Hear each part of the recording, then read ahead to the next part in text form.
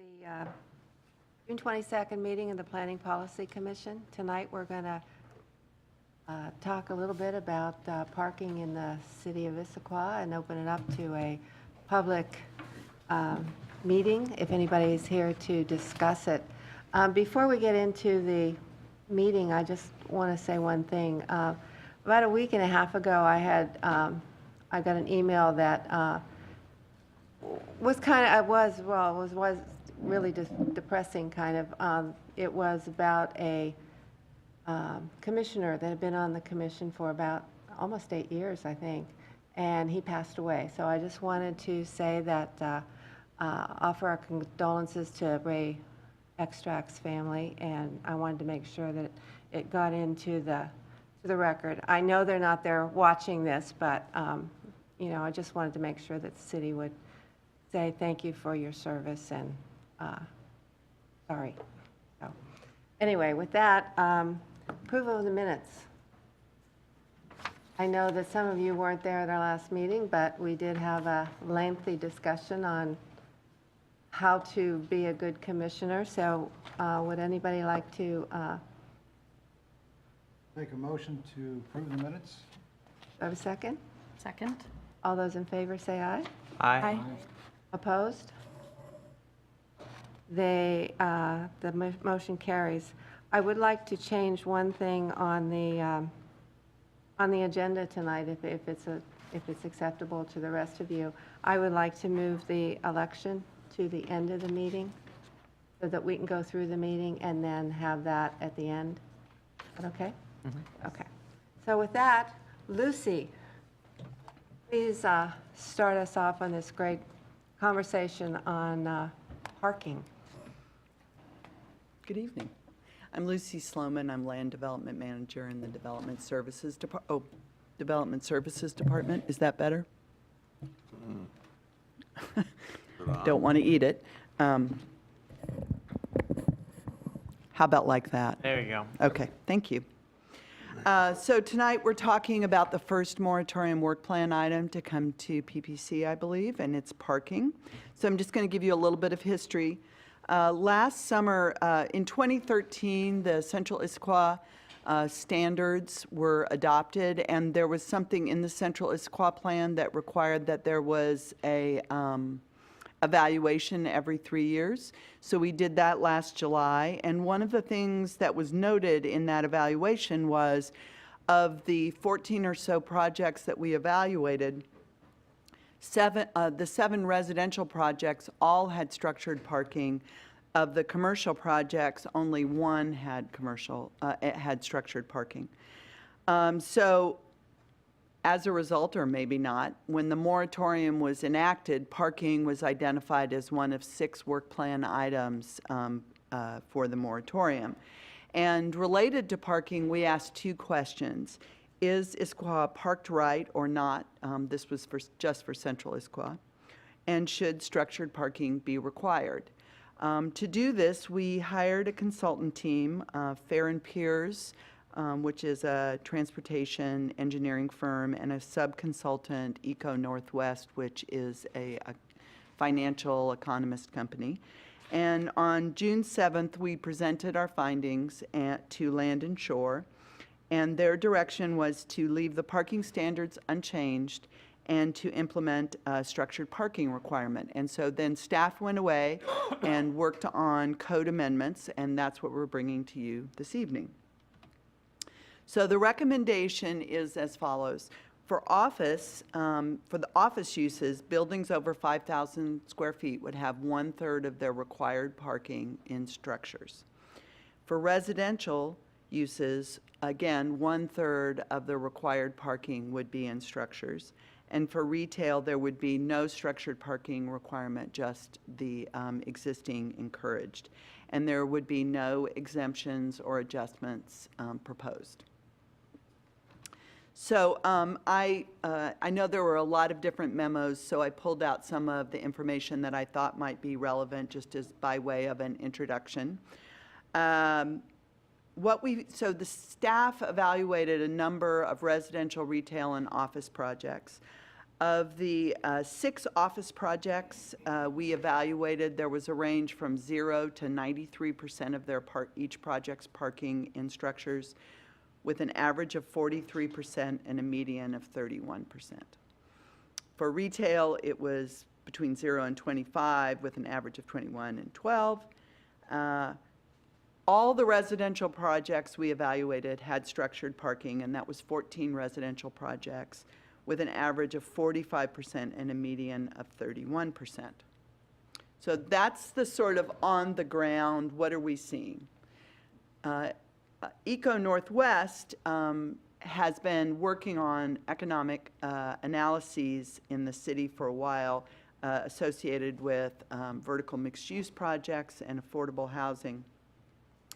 And so they were added to the team to look at the feasibility of structured parking using their own algorithms. And what they found was that for office projects, somewhere between 25% structured parking and 50% structured parking, it became infeasible. Same was true for retail projects. And for residential projects, it depended on the kind of the construction type. For townhomes, you could have 100% requirement for structured parking, and that would not be a problem based on their model. Whereas, again, it was somewhere between 25 and 50% structured parking is where it switches from feasible to infeasible when you're dealing with podium. Yes?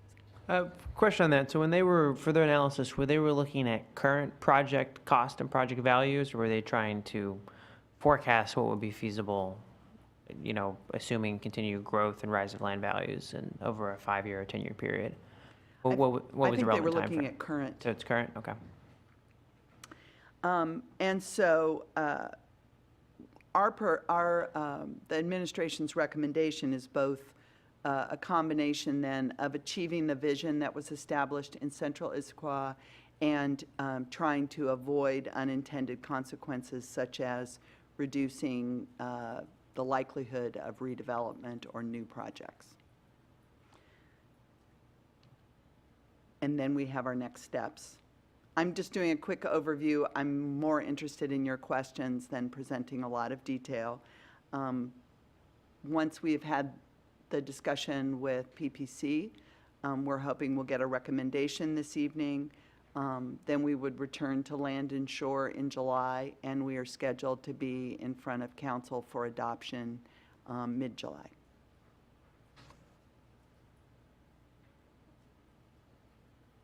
Anybody have any comments? I've got a, I guess I'm a little confused with your percentages, but if between 25 and 50% of structured parking is infeasible, why are we proposing 33%? Okay, let me try and improve my wording. The way they looked at it in 25% increments, 0, 25, 50, 75, 100. At 25, it was feasible. At 50%, it was infeasible, according to their model. So it's somewhere between 25 and 50%, it went from feasible to infeasible. But they were not looking at any finer grain between 25 and 50%. Does that make more sense? And why is that, Lucy? We specially commissioned this. Why are we going on these 25% chunks? Well, I think that there is a limit to how much a model can predict at that specific range. It's part of those limitations, the number of examples we looked at. It looks like you showed us that the structured parking had 7 projects surveyed. We had a dozen for residential. I'm sorry, that other one was office. And then we weren't given a number for retail. So less than 24 projects were looked at for this information. So Eco Northwest is not, that was just the staff survey of projects on the ground. Eco Northwest was doing a financial model, not using specific projects from Issaquah, but looking at a number of factors such as land values, construction costs, cost of structured parking, different kinds of lease rates associated with various land uses. So how many for retail? You'd given us the numbers of 7 for office, about a dozen for residential. How many retail did you guys look at? At the staff? At the staff level, yeah. At the Of staff. projects that you guys looked at in the city. It says up there 4, and that was what was in the That's- documentation. In the documentation, it doesn't have a number. That's page 9. So staff felt like looking at 2 dozen was all-encompassing of our city. How did you guys come to that number of looking at? So we the were number of looking at projects? recent projects that had been built over the last 5 to 10 years. We were trying to think of projects that were in central Issaquah and the urban villages that had similar characteristics to what we were anticipating in central Issaquah. That's interesting. So by using the urban villages, did you find that that was a pretty good, by using our urban villages as an example, is that part of the reason why you came to the conclusion on retail, that you wanted to void retail parking requirements in favor of having smaller businesses and not having chains moving in? Is there a correlation between those two? Not specifically related to, Yeah, the report specifically calls out no structured park, or you don't want to require structured parking for retail because a You cite- a larger retail development is more likely to be able to You support cite that as an structured parking. example, and I'm curious if that's because of looking at the urban villages specifically. so I think I'm not, I want to make sure I'm answering the question that you're asking. If you're asking, is the mix of uses in Grand Ridge Plaza a concern to us, and therefore we were trying to avoid that, that was not part of it. We were looking at recent retail projects, and Grand Ridge Plaza is a recent retail one that had structured parking. So we looked at that. I think overall, we had a concern that from both what we're hearing, the projects we looked at, and the model that came from Eco Northwest, or the information that came from Eco Northwest, that retail projects with requiring structured parking could skew to larger chains that would be more likely to afford it than smaller local businesses. But smaller chains, that could be true of too. We didn't think that there was a clear indication that this would not skew the market. Okay, thank you. So you said that after about 25%, it became infeasible. Somewhere between you pick- 25 and 50%. I understand, but you said that somewhere above the 25. So how did you come up with the 33%? It was looking at the projects on the ground and seeing at what point, what kind of numbers we were seeing. So in residential projects, we were seeing that most projects were at 30%. A few were a little bit lower than that, but that did not seem like a big stretch to get up to 33%. And so that's why we were not concerned with picking that level. With office projects, we were seeing that most projects over a certain size, that's why we picked 5,000, were building significantly more, even closer to 100%.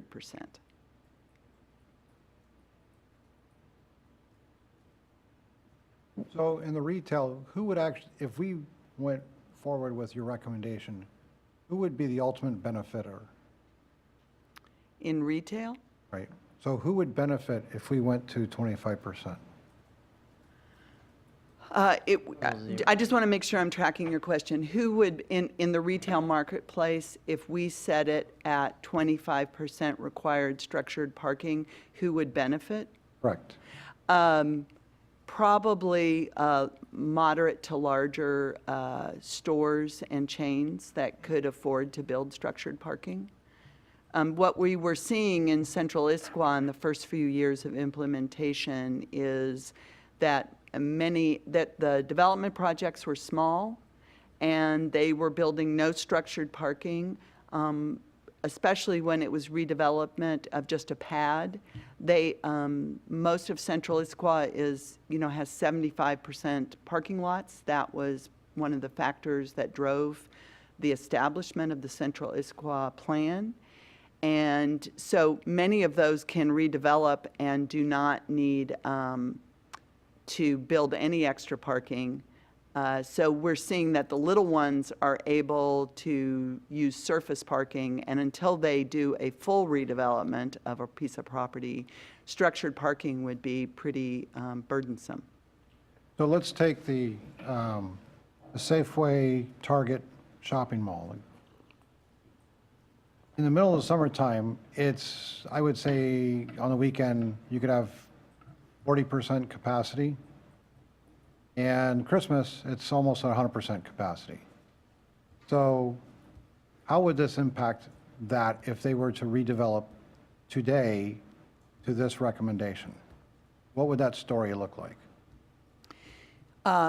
I think that story, so the story would be that they would have to figure out if they were going to redevelop, they probably would only redevelop if they were able to add more, either more retail or mix of uses. And so for them, the question would be, how could they provide the parking on the existing land? And I think that would probably mean that they would choose to go to structured parking, because that would be the only way to increase the density. They could increase the density slightly, but not that much without going to structured parking. So this recommendation here is saying that they would have to make a certain retail being the exclusion, we're not requiring them to have structured parking, but we are requiring residential and office to have structured parking minimums. Is that correct? Yes. Okay.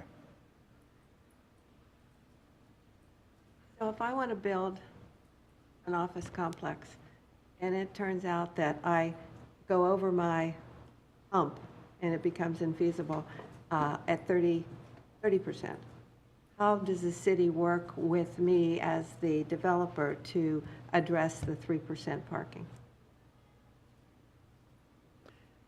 So you're asking if my project, if you're a developer and you want to build an office project and you feel that it's infeasible to do 33% parking, what role would the city have in working with that property owner? Some general guidelines of what would happen. Well, I think we'd want to sit down and understand their assumptions and where the concern, where was it the construction type? Were they maybe building too small a project to not be able to make that feasible? Is there an opportunity to work with another property owner nearby to jointly redevelop, to share the costs of the structured parking? I think we'd want to sit down and understand what was driving them to perceive that it was infeasible. Okay, because But there is no wiggle room, correct, Lucy? You guys mentioned in this report that there will be no exceptions, correct? Yeah. One of the, oh, Keith, you can make a comment. So I'd like to just jump in if I can. So, one of the things is, so Eco Northwest basically set up parameters to say somewhere in this range, it's going to be infeasible to get what you want under the current market values and market structure that's in place right now. What we did is, by looking at the existing projects that have been coming through the pipeline recently, we established what we felt was a reasonable tolerance for how much structured parking was coming with projects. And so as you look at the medians, I think are really important. So right now the medians for both office and residential are 31%, right? And so, as we look at office, so right now we've got one office project that's in the pipeline on Gilman, and that's Gilman Lofts. That's 100% structured parking for that office project. Costco's coming in, they're 100% structured parked. And so as I think about 30%, and again, getting back to the goal here, the goal here is, and I think staff felt like we were proposing a modest requirement as an initial requirement for the developers to say, okay, look, we're really serious that we need to start using our property within central Issaquah, within the city more efficiently, right? And so if, based on both the economic analysis that Eco Northwest did, plus the tolerances in projects that were happening in our city, I think we felt like, moving 33% for both residential and office made sense. So that's the premise for how we built this, and that's where we should be talking about, do you like the thought process that we use to get to this place, or do you feel like there's some flaws? Do you feel like, we don't want this to happen? So one of the things, Joan, about your question is, so office for me is, I could take all these very differently. Retail, so retail, structured parking really only happens with really large retail projects, right? I mean, if when Denny's got demolished and Corner Bakery came in, for us to have a parking garage come with that small retail space would not have made any sense. But when you talk about, hundreds of thousands of square feet of retail, you're talking about Bell Square, we pushed Grand Ridge Plaza to do that structure up there. They didn't feel like that was economically feasible for them, but they did, and I think they're glad that they did that. But when you're talking smaller scale, it really is not for the suburbs, and we are still a suburb. Retailers in the suburbs feel like they want to have convenience parking right in front of their stores, and that's typically surface parked. So part of my concern as your economic development director is if we were to put a requirement on retail, I think we would basically just most likely stagnate any retail redevelopment in our city. And so that's one of the reasons why the administration's not proposing a retail component here. But when you look at office, right now, Class A office space has structured parking. And I think what we're trying to say is from an office perspective, we're not Bellevue, we're not Redmond. Our office niche is a niche. And anybody building office here, it's going to be fairly small scale, and doing it as Class A with some structured parking, I don't think is a stretch, my opinion. So your recommendation is that we do not change retail requirements now, but we only look at office and residential. So I think I feel comfortable looking at the Econ Northwest study and then the meetings that we've had so far, that I don't think the 1/3 requirement is going to inhibit any future development in Central Issaquah, given the direction that land values are going. So my question, so I'm going to kind of move the conversation a little bit. One is kind of a quick one-off question, and then two, I think I want one that I want to have the rest of the commission discuss. First off, you made a comment about how you want to have structured parking because you're concerned about the redevelopment potential of these lots, or not of these lots, but the redevelopment potential of these projects. Has there been any discussion of having design standards dictate the type of structured parking? There's been some discussion nationally about ensuring that structured parking are done on flat. I'm not sure what the technical term would be, but that the parking structures are flat and not sloped, so that the particular parking structure can be repurposed into something other than parking Yeah, no, I in the understand. future. And so I'm curious if that's something that we've taken into account in So, our design standards rather than strictly our parking standards. So I'm just going to back up 1 second because we did talk about this a bit with Land and Shore, and we had a lot of conversation internally. So one of the challenges with the moratorium work plan, the 6 items, is they're overlapping, and yet Sure. we're dealing with them sequentially. And so one of the things that we liked about the schedule for parking is that parking has implications for almost all of the other moratorium work plan items, especially architectural fit and urban design, as well as vertical mixed use and affordable housing. Yeah, no, No, if that's not relevant for today, no. we can save that for a later touch point. So we have certain design standards for parking already. It is also one of the items that our consultant on architectural fit and urban design is looking at. But, I mean, it's important to recognize exactly the point that you're making, which is that the choices that we make, whether we keep structured parking encouraged or whether we require structured parking have design implications, and that we have to look at that within those other items. But understanding how, I think one of the big drivers for this from within this piece in particular is, are we efficiently and effectively using our land? And so we absolutely need to think about design, but I think this piece is probably more focused on the efficient use of land. That's fine. I think we can save that for another conversation. So then I think the question that I really want to hear discussion from the rest of the council is on the memo and the analysis has all been done very much discussing how do we have more structured parking. And I think the more relevant question is how do we have less surface parking, which I think by asking the question the opposite direction, I think we may get to a slightly different policy recommendation. Because I think when you look at why we don't want surface parking, you discussed the lack of density in surface parking, and I think you can get to that by requiring density minimums and FAR minimums other than strictly structure parking, and then have a need for structure parking simply be implied in a particular density minimum.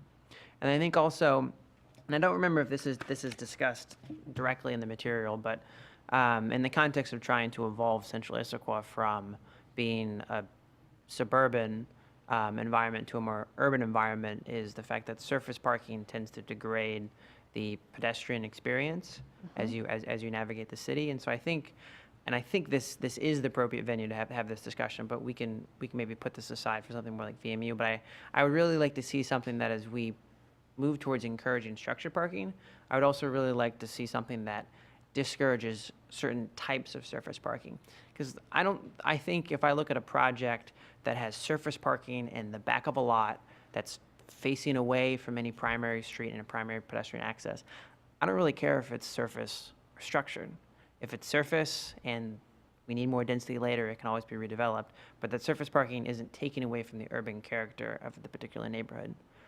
But I think having new developments that have a suburban style of surface parking, I think does not contribute to the transition from a suburban to an urban form that we're seeking with this type of pro-structured parking policy. So I think it'd be really helpful to, in addition to requiring a certain component of structured parking, looking to specifically discourage certain placements of surface parking. Because I don't think the problem is that a new development will have surface parking. I think the problem is that a new development will have surface parking where there is a large surface lot that is between a bus stop and the front door of an office building. And so I think if the concern is we want structured parking because we want more density, I think we should just have density requirements. And whether or not they get to that density via a structured parking or doing parking off-site or whatever, I think is kind of irrelevant. What matters is they deliver the density we want. And if we want structured parking because we don't like having traditional suburban surface lots that are in the front of a building, we should just simply not allow surface lots along primary streets. We had a discussion around VMUs, I think at a land and shore meeting a couple months ago, where we talked about requiring that the first floor of buildings along a primary arterial, such as Gilman, we simply potentially would just simply require that has to be commercial retail, because that's what we want, and we don't want someone building apartment buildings that aren't mixed use along specific streets. And I think we can use the same toolkit and say along particular streets, you just can't have a surface lot that faces that street. And so I think if that's what we want, more density and not suburban surface lots, I don't think simply requiring structured parking achieves either of those goals. And I think we should have a particular policy that more directly achieves those two goals, rather than simply trying to focus on a particular structured and non-structured parking ratio. Sorry, that was kind of a long comment. No, that's okay. I tried to make some notes. So we do have a minimum density requirement in the urban core. We have a minimum floor area ratio requirement in most parts of Central Issaquah, certainly for larger properties. We have building placement requirements that build 2 lines and a certain amount of street wall required currently, which puts the buildings at the street and the parking away from the street. Certainly. So I think, in that sense, we've addressed some of those. and, you know, there may be other opportunities, and we can certainly discuss that. I think one of the challenges with surface parking is that it does thwart some of the other things that we're trying to do. So for instance, if you have a full block development, it may be difficult to get it all in the middle of the block and have building all the way around it. I mean, in other words, not pick one street that's the loser and other streets that are the winner. But I think, don't you get to those, and I'm just going to challenge you on that for sake of discussion, but don't you get to that through all those other policies that you just walked through that, you know, we've already checked the box, we have density requirements, we have street facing, they're not getting the jargon right, but having a building face the street. And if a developer has a lot that they want to develop and has a density requirement that they can't meet with surface parking, and they can't put surface parking on any of the 4 streets, then they're going to build structured parking. And I don't see, and then this is why I want to hear your response, I don't see how having a structured parking requirement in addition to all those other things that we already have, I don't see how it's going to drive any different sort of development. Well, I think what we've seen is we've had those tools for 3 years, and we aren't quite achieving the vision that we want. And I think the other piece that I would add, and then Keith has something he wants to say, is that we're also, one of the other challenges that we're finding is that there is a high value placed on both streets and greenways, such as our creeks and our parks and other parts of the green necklace. And what we're finding is that, again, something gets sacrificed along the way. So it's not that surface parking alone will solve that. I don't think it will. But we want to add that as another tool to try and get to the vision, because what we're finding is that even though we have many of the good tools that you've identified in place, we're just not getting as far as we want to be in terms of achieving that vision. Certainly. So I think my takeaway is that I think we just need to strengthen those tools, have more rigorous density requirements, have more rigorous street-facing requirements, rather than trying to get through parking. I think we're trying to tackle the symptom, not the root cause. I think this proposal is fine, and I would support it because I don't think it prohibits any of the type of development we'd want anyways. I don't think it's going to achieve anything. I think if we want to get the type of development we want, we need to be using other parts of the toolkit and not parking. Because I don't think this actually gets to the issues that I think we've seen so far. I'm going to piggyback on, because I don't want to leave you alone. I completely agree that this does not get to our goal. You start out with these 2 fundamental questions. I get that you're wanting to focus on the structured parking element, but I feel like we've forgotten the first question, which is, how are we parking in Issaquah? And I think most people agree we have a problem, and I don't think this actually addresses that problem. I really am not understanding from this study how staff came away saying that office and residential should both be at 33%. And if you find that you're going to prohibit retail between 25 and 50, let's aim low and give it 20. But to say that retail isn't going to have any kind of accountability. Now, you mentioned that with higher density buildings that there would be more requirement. I'd love to know what that is, because right now I feel like unless you're creating all standalone retail businesses, it would be very easy to have, let's say, Plaza 221. You give us this example, we've got it on page 32 of 45, has 57 estimated spots it's going to need, yet has no structured parking requirements. That seems like a problem to me. And it seems like this little loophole that developers are going to be able to come in and say, well, maybe I would have built an office, but it sure is going to be easier for me just to brand it as retail. And further down the line, depending on how we've changed our code, we're going to be able to have someone come into a retail space, but let's say they're a dentist office and they'll just replumb it, and we'll be changing these little things to be able to have the very heart of the issue, which is retailers being able to kind of be this vacuum that's being created right now in this proposal. I'm not seeing how we're actually addressing major parking issues with this. So going back to our question number 1, there's no comment right now from the staff about actually doing structured parking for our park and ride, structured parking for, we want to encourage more walkability in Issaquah, and where people are actually going to go and park to be able to use these retail spaces, which don't have any kind of requirement for providing anything other than the basic surface structures they already have. So you alluded to a parking problem more than once. Can you elaborate on what that is? Because I don't know that we have a parking Sure. problem. If you, right now, city staff says that Issaquah needs to be a mixed-use community. We want to have less cars on the road. We can't build more roads, right? So we need to have more ways of how people are using those roads. So one primary way would be a park and ride. Unfortunately, our park and ride is completely at max capacity by like 8 a.m. So even if you're somebody who isn't using that park and ride for their purposes of work, if you want to be able to come into Issaquah and walk to Gilman, there's nowhere for you to go. Right now, we haven't addressed basic issues. We think about structures that are, for instance, next to the library are usually at max capacity. It's the small little places that we have for people to be able to come, park their car, go to restaurants, use the retail, build up the way that we want Issaquah to look. There's really nowhere for people to come in and go. And we've seen information that has shown that people come into our community and leave because it is full during peak times, Friday nights, Saturday nights. We've seen that there's an issue of people trying to be able to use transit and have been unable to because of park and ride being maxed out. So when we talk about parking issues in Issaquah, I appreciate this focus on structured parking, but we haven't actually addressed parking in Issaquah as a full package. So the scope of this is not addressing parking in Issaquah, parking issues in Issaquah. This is about parking issues in central Issaquah, right?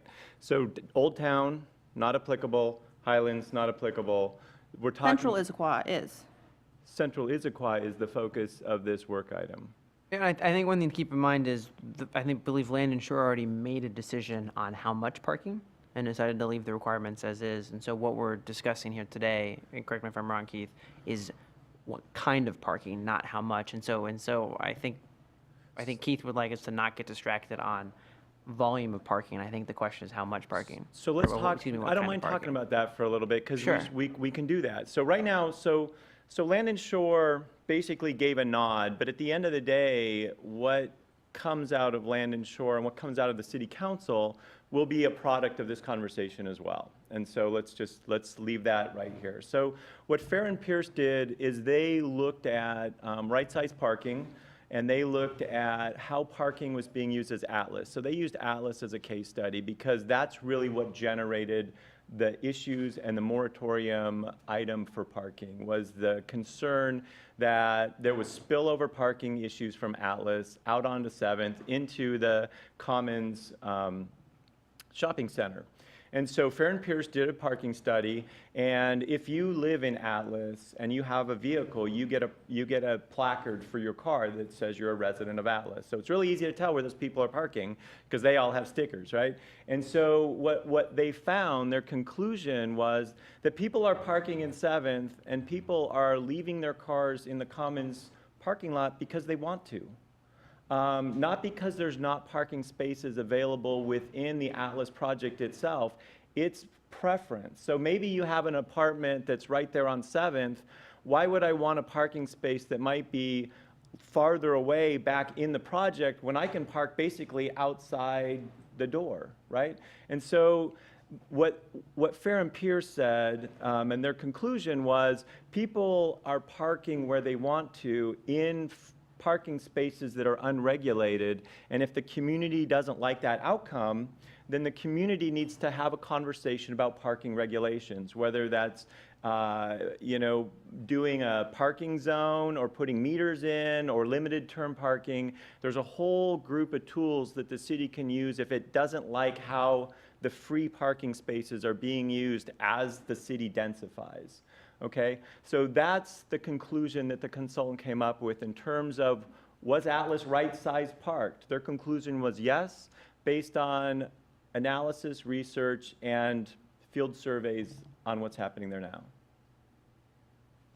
So just talking about Atlas, Yeah. I assumed or read or was told that Atlas has, 300 and some units, but there wasn't sufficient. There was like 200 parking places.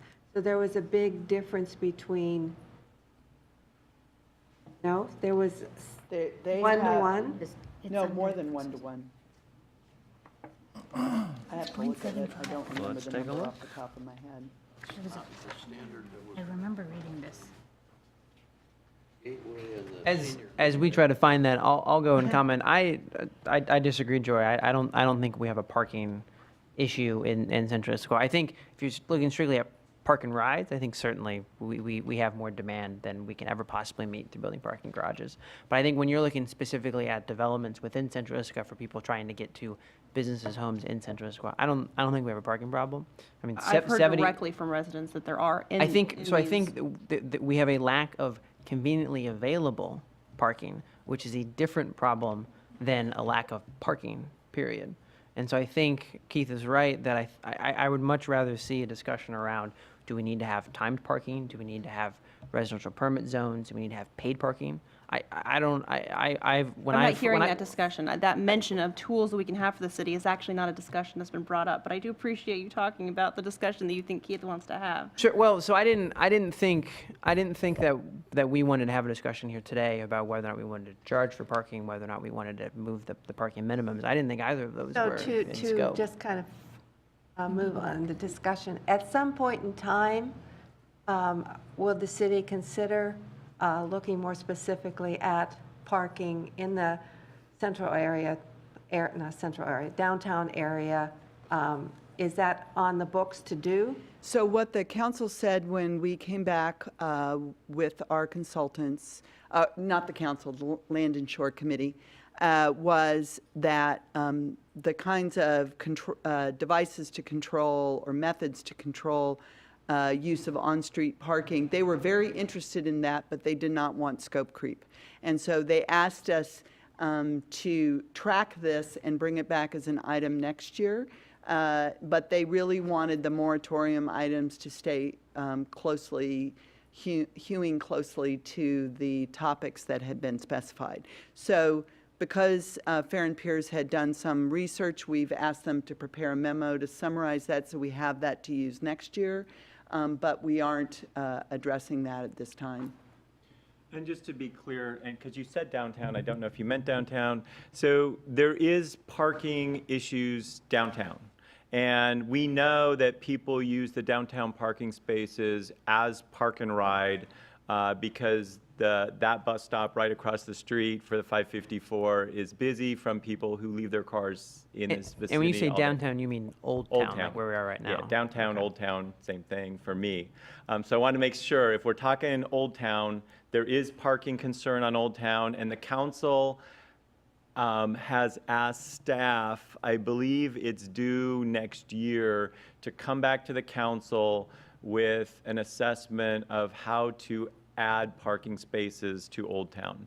So Old Town's its own parking little quandary, but for Central Issaquah, this is what this piece was meant to focus on.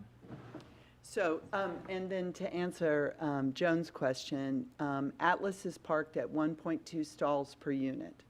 And what, just to unpack Keith's comment about right-size parking, I just want to, many of you may not know what that is. So in 2012, King County undertook a study of reviewing multifamily throughout the county and said how much parking is being provided and how much parking is being used.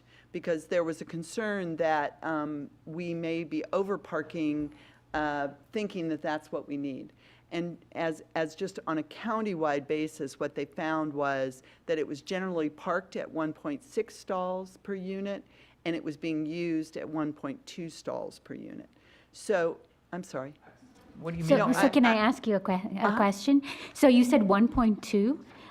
Is that 1.2 assigned or unassigned? Because when you take 1.2 and I have 6 cars, I may not be there, but nobody else can use it. So when you use a number like 1.2, you have to know whether they're doing assigned or unassigned. And I suspect it's assigned because that's why you're getting the overflow into the grocery store parking lot. One of the things that I saw in Atlas that really concerned me was the smaller units had like 0.75, and that's a Issaquah standard. It's not a full parking space, or I think it was 0.75 is the standard. I mean, that's not something you can implement, right? Because you cannot have 0.75 of a car. It works on an average. It doesn't work when you're trying to implement it. So that's the concern. And so is it assigned or unassigned when we'll talk about Atlas? It's both. So they have assigned and unassigned, and they, I think the point about the hang tags is it does identify how many cars, there are certain requirements that they have. I think that what they're seeing, and part of the reason that, and we've been seeing this at Issaquah Highlands, is that the amount of cars that people have are dropping. And it may not be, you don't agree? No, I don't. Okay, well, But the studies are yeah. very, very clear that with millennials, and that's the group that is more likely to rent those units than boomers or Gen X. But with millennials, they are not owning cars at the same rate. They are relying on transit and alternative transportation and Uber and other elements, other methods than owning cars or owning multiple cars. They may own one car and not multiple cars. So I agree in Seattle, where there's good transportation. I don't agree in the suburbs because I don't think the transportation is good enough. But that's, I mean, I'm a data person, so you'd have to show me data to tell me whether that's one way or the other. But I also wanted to make a comment about office, residential, and retail. The fact that you'll have, and Joy said some of this, so did AJ. One is the growth. That the fact that there's not a standard and actually building that into the plan and figuring out, what is this going to look like 5 years from now is very concerning to me. The other part is that office, residential, and retail are not independent in a city like Issaquah. And so you have standards on two and you have a third, and there's all of a sudden, that there's overflow from one into the other, and it's just a mess. So I'm concerned about the fact that you have on two and not on the third, and on the fact that growth is not being taken care of here. So I'm like to hear more about your concern about how they relate to one another. I mean, when we decide how much parking is required, which would be, is based on a table that's related to the uses, we would identify how much parking is required to be in a structure, which would be related to either the retail or the office use. It is true that they may choose to implement that in a variety of ways. I don't know that that makes it a mess. That means that we have implemented the uses the way that we intended to. I'm not, and maybe I'm not tracking the concern that you're identifying. I think maybe as a point of clarification, nothing proposed today changes the total amount of parking that is required of a retail development, correct? That's right. So, What you're asking us is actually to change parking limits for residential. No. No. Parking. There's percentages of structured. structured versus unstructured Right. for Type- residential. type Right, of it's parking. not, it's how total you're number. parking, not the amount of parking that you're required to provide. Okay. So let me ask a question. We've looked for more mixed-use development in the central Issaquah area, and yet these proposed requirements for structured parking are split into office, residential, and retail. What do you do with the situation that is mixed-use, retail and residential, or retail and office, particularly if you are proposing no structured parking requirement for retail? So, just to make my brain not hurt, I'm going to say that just to take an example, if you had 50 retail stalls required for the retail, 50 parking stalls required for the retail, and 50 parking stalls required for the residential, we would have 15 stalls that were required for the residential that would have to be in structured parking. And so we would look for that. Now, the reality is that they probably would choose to do some for the retail as well, because that's the way projects get built. As Eco Northwest points out, frequently you're building a whole floor of structured parking, not a half floor of structured parking. So that's why we set what we consider a relatively conservative standard, because we want to push the market, establish the vision, but we don't want to have negative consequences by putting it at a higher level than the market, that we feel the market can So handle. I think that's a good point for all of us to make sure that we get into our brains. Structured parking has to happen in floor level amounts. So even if there is a requirement of 33%, if one floor is going to end up getting you 40%, they're going to build at that level. So I think that's important, and it's also important if we're looking at kind of those smaller office buildings around the 5,000 square foot mark, which was listed here as kind of the proposed line, is that if that 5,000 square foot office building requires 10 to 15 total parking spots, they're still going to have to build a structured parking that would probably cover most, if not all of those.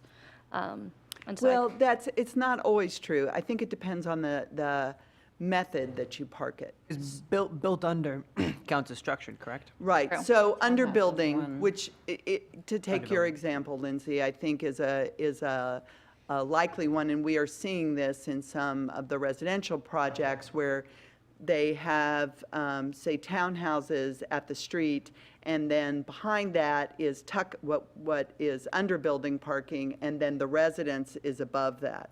And so there's not a cost or an structural implication for that, but that is different than building, say, a whole floor underground, as we've seen. On some slope sites, we have seen Gateway Senior as a residential project built half a floor of underbuilding parking, where it's actually, essentially underground, and the other half is a pool and an exercise room, So they found a way to do half and half.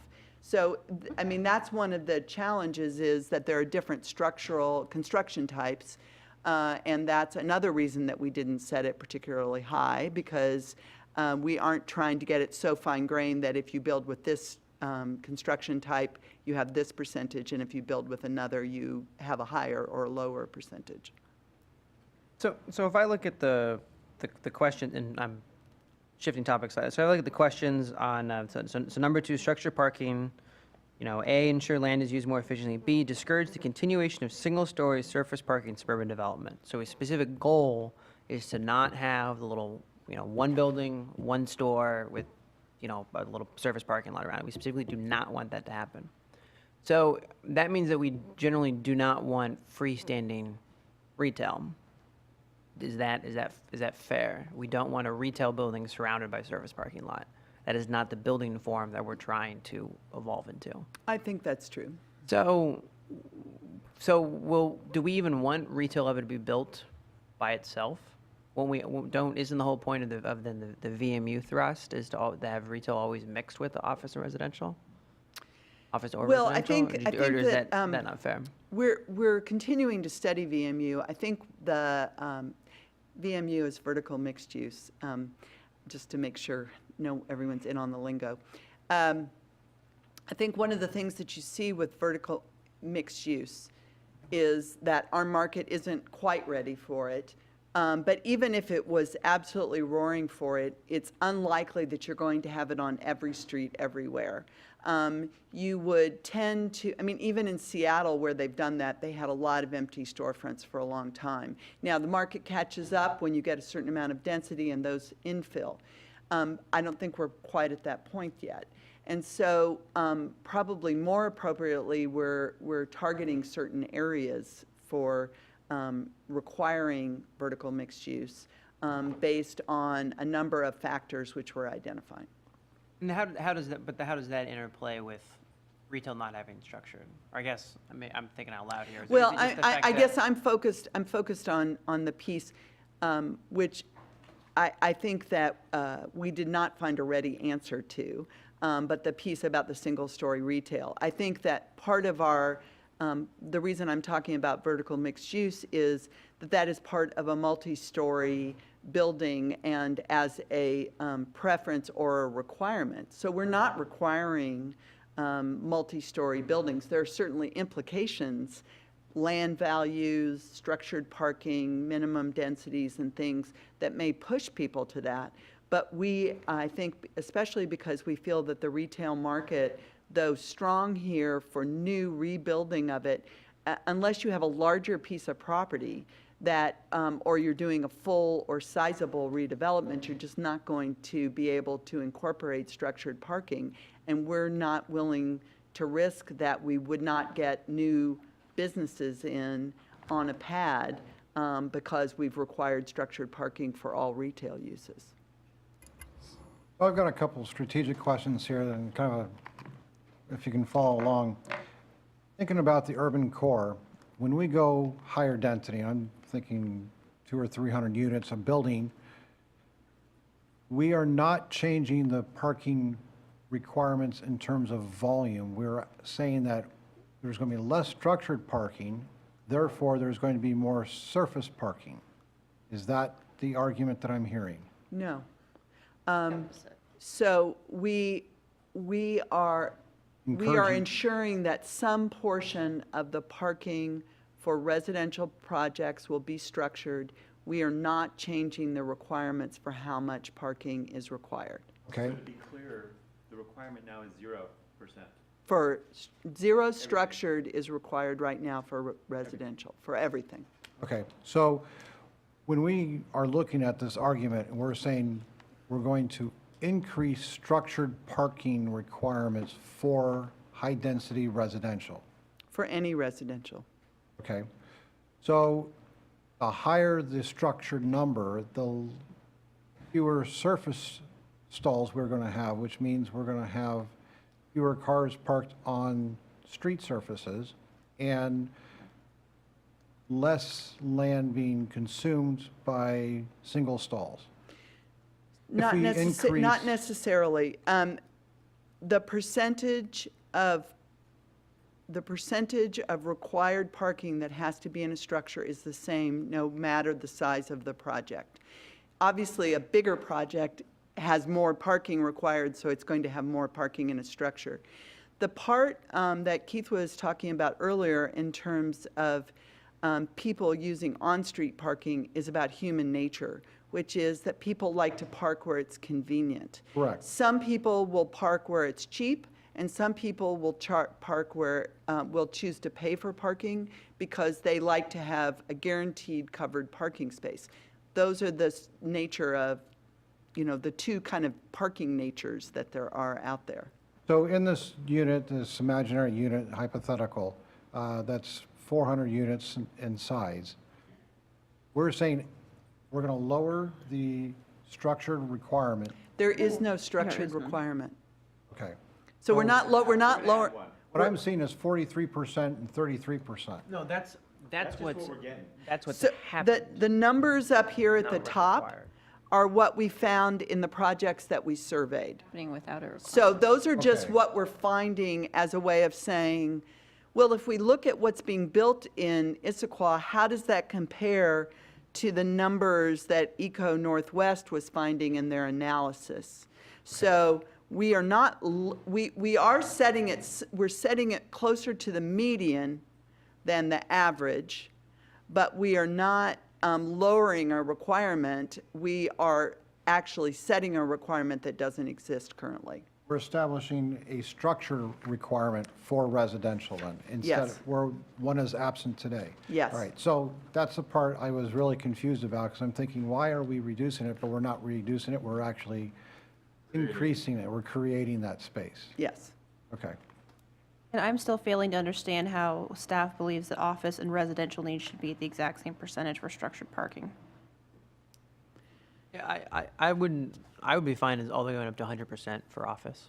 I mean, Keith is admiring my ambition, but I feel like I'm not sure I would agree with that. That's his characterization. that's fair. But I I'd don't, say fear. I think you guys could be more aggressive on office. I think we could be more aggressive on both. I mean, I think, so this is the kind of conversation I wanted to have with you guys. It's like, so we have some data points and we know what we're getting without any requirement, right? This is just what the market is bearing right now based on preferences of who's actually in our community. And so the question is, okay, how far do we want to push this bar without, and again, we're trying to avoid this unintended consequences on the bottom of the screen, right? Because at some point we could say, let's make it 100. Now, I actually think that we could push office to 100 because I actually think that besides the small office spaces, which tend to be like residential conversions and other things like that, anybody who's going to build a new office building in Issaquah, it's going to be Class A space. They're going to expect it to have structured parking.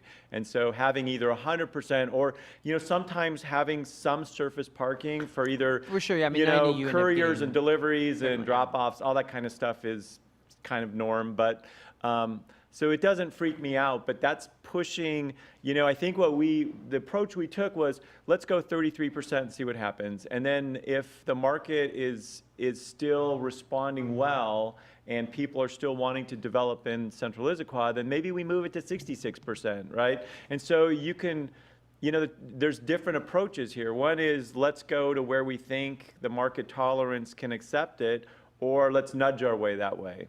So Keith, here's the question: Is it on the table to provide solutions to structured parking for different businesses? And here's the example. So we don't want to disadvantage small businesses, Yes. right? In any Yes. way.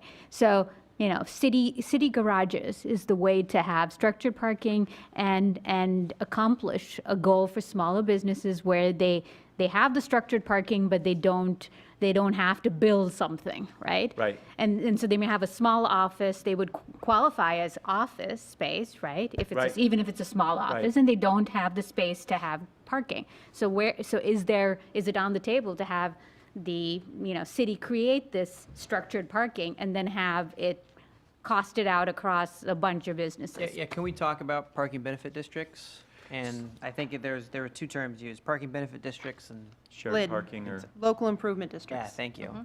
Can we talk about this? Because I do think, especially if we want to go more aggressive than 33%, I do think we would also want to, at the same time, discuss those Yeah, two does toolkits. staff support lids? It was recommended, we pay for, It was, we yeah, pay was for it this? Did it show up in the staff part of the No, document? it or doesn't, show no, up in it, Econ it, no, Northwest? it was in Eco Northwest. Okay. How does, I'm trying to does staff find the support page. a lid? Where are we on that? Well, So- I think So a local improvement district has to be approved by the property owners in the local improvement district area. I believe that's actually for the parking and business improvement areas. The Page lids 13. actually talks about being a financing tool that's actually by a legislative body. yes, but you still have to have agreement of a certain percentage of property Right. owners. So the city builds it, so The our. city doesn't build it. It actually says that the improvements, we don't construct them. We just come up with the money. So I don't know what it's saying because I don't have it in front of me. The way a local improvement district works is the property owners agree to tax themselves, the city builds the improvement on behalf of those property owners. That's how an LID works. Do we have any? We've done a lot, yes. And how's that success rate been? Can we talk about that? Well, there are things like street improvements, like, Specifically regarding to parking. No. No, we have we've not. not done an Has LID for staff parking. discussed doing that? What's staff's Not- position on that? Not in central Issaquah. Well, and I think Haven't that- discussed it at all. Is that what you're telling me? I said not in central Issaquah. Staff has not discussed doing a lids in central Issaquah? We have not discussed doing a local improvement district for parking in central Issaquah And why is that? Why has it been dismissed? because we don't think that's the right solution. Right, can you talk more about that? Why is that not a good solution? Because we don't think we have a parking problem in central Issaquah. Well, so I'm going to take a different tact, which is that we encourage parking districts, okay? Which is a less formal, I mean, that isn't necessarily building a parking garage, although it could be. One of the challenges is when you're talking about multiple property owners who may have completely different redevelopment schedules and needs, how do we bring all those people together? There could be a work program, if directed by the council, to develop those kinds of districts and to go out and lobby property owners and educate them and try and develop that. But I think that that is not something that you can do without quite a bit of effort. So that doesn't negate, what we're proposing doesn't negate that could happen.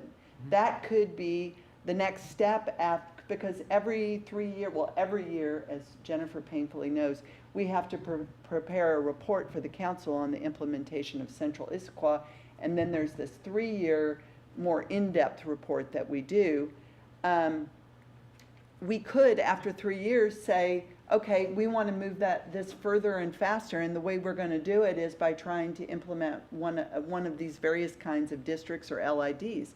But that isn't the place where we are right now, which is to make structured parking happen by the action of the city in terms of financing and building it. So would you say a LID or a parking benefit district is a toolkit to increase the total number of parking spots, but not really a good toolkit to change the type of parking provided? Do you think that's fair?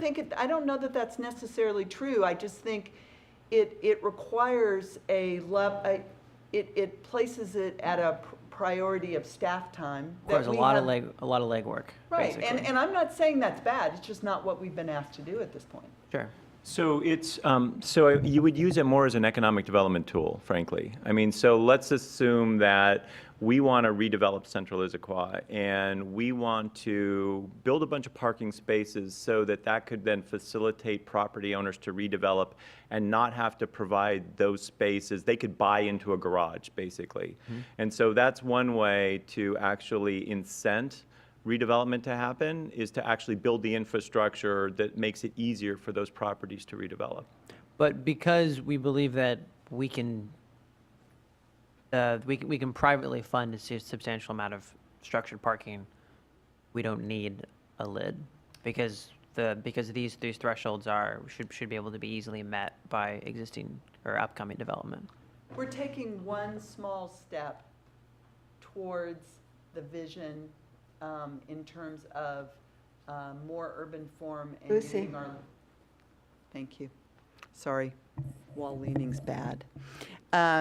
So we're taking one small step towards the more urban form and the wiser use of or more efficient use of our land. I think that this is the first bite at a larger apple, which may very well include all the tools that you're bringing up. We're just not at that point yet. So can I then direct the question toward some of those other ideas?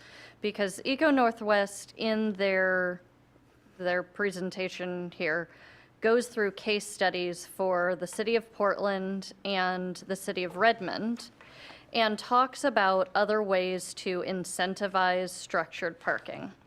And those include allowing an additional story for the construction. They include a density bonus or a floor area ratio bonus and these are on pages 24 of 51 and 25 of 51, if Right. anybody's following through. Pages 12 and 13 of the econ report. Yep. So in addition to potentially requiring and putting these things in place, are we considering any of these other ideas around incentivizing that use through density bonuses, floor area ratios, any of those? So we have two maybe modest ones that are already in place. Well, one's not so modest. I think they were very happy to see that with the minimum floor area ratio, we do not count structured parking to that, which is a pretty important incentive. The other more modest one that we do is if you have under building parking, we allow you to have increased height. So it's not a significant height increase, it's about 6 feet, but it does facilitate doing under building or structured parking. Do we have any sense of how successful those have been? Any commentary from developers, whether or not that incentivized this type of development, and whether taking that further in any of these ways would continue to incentivize that type of behavior?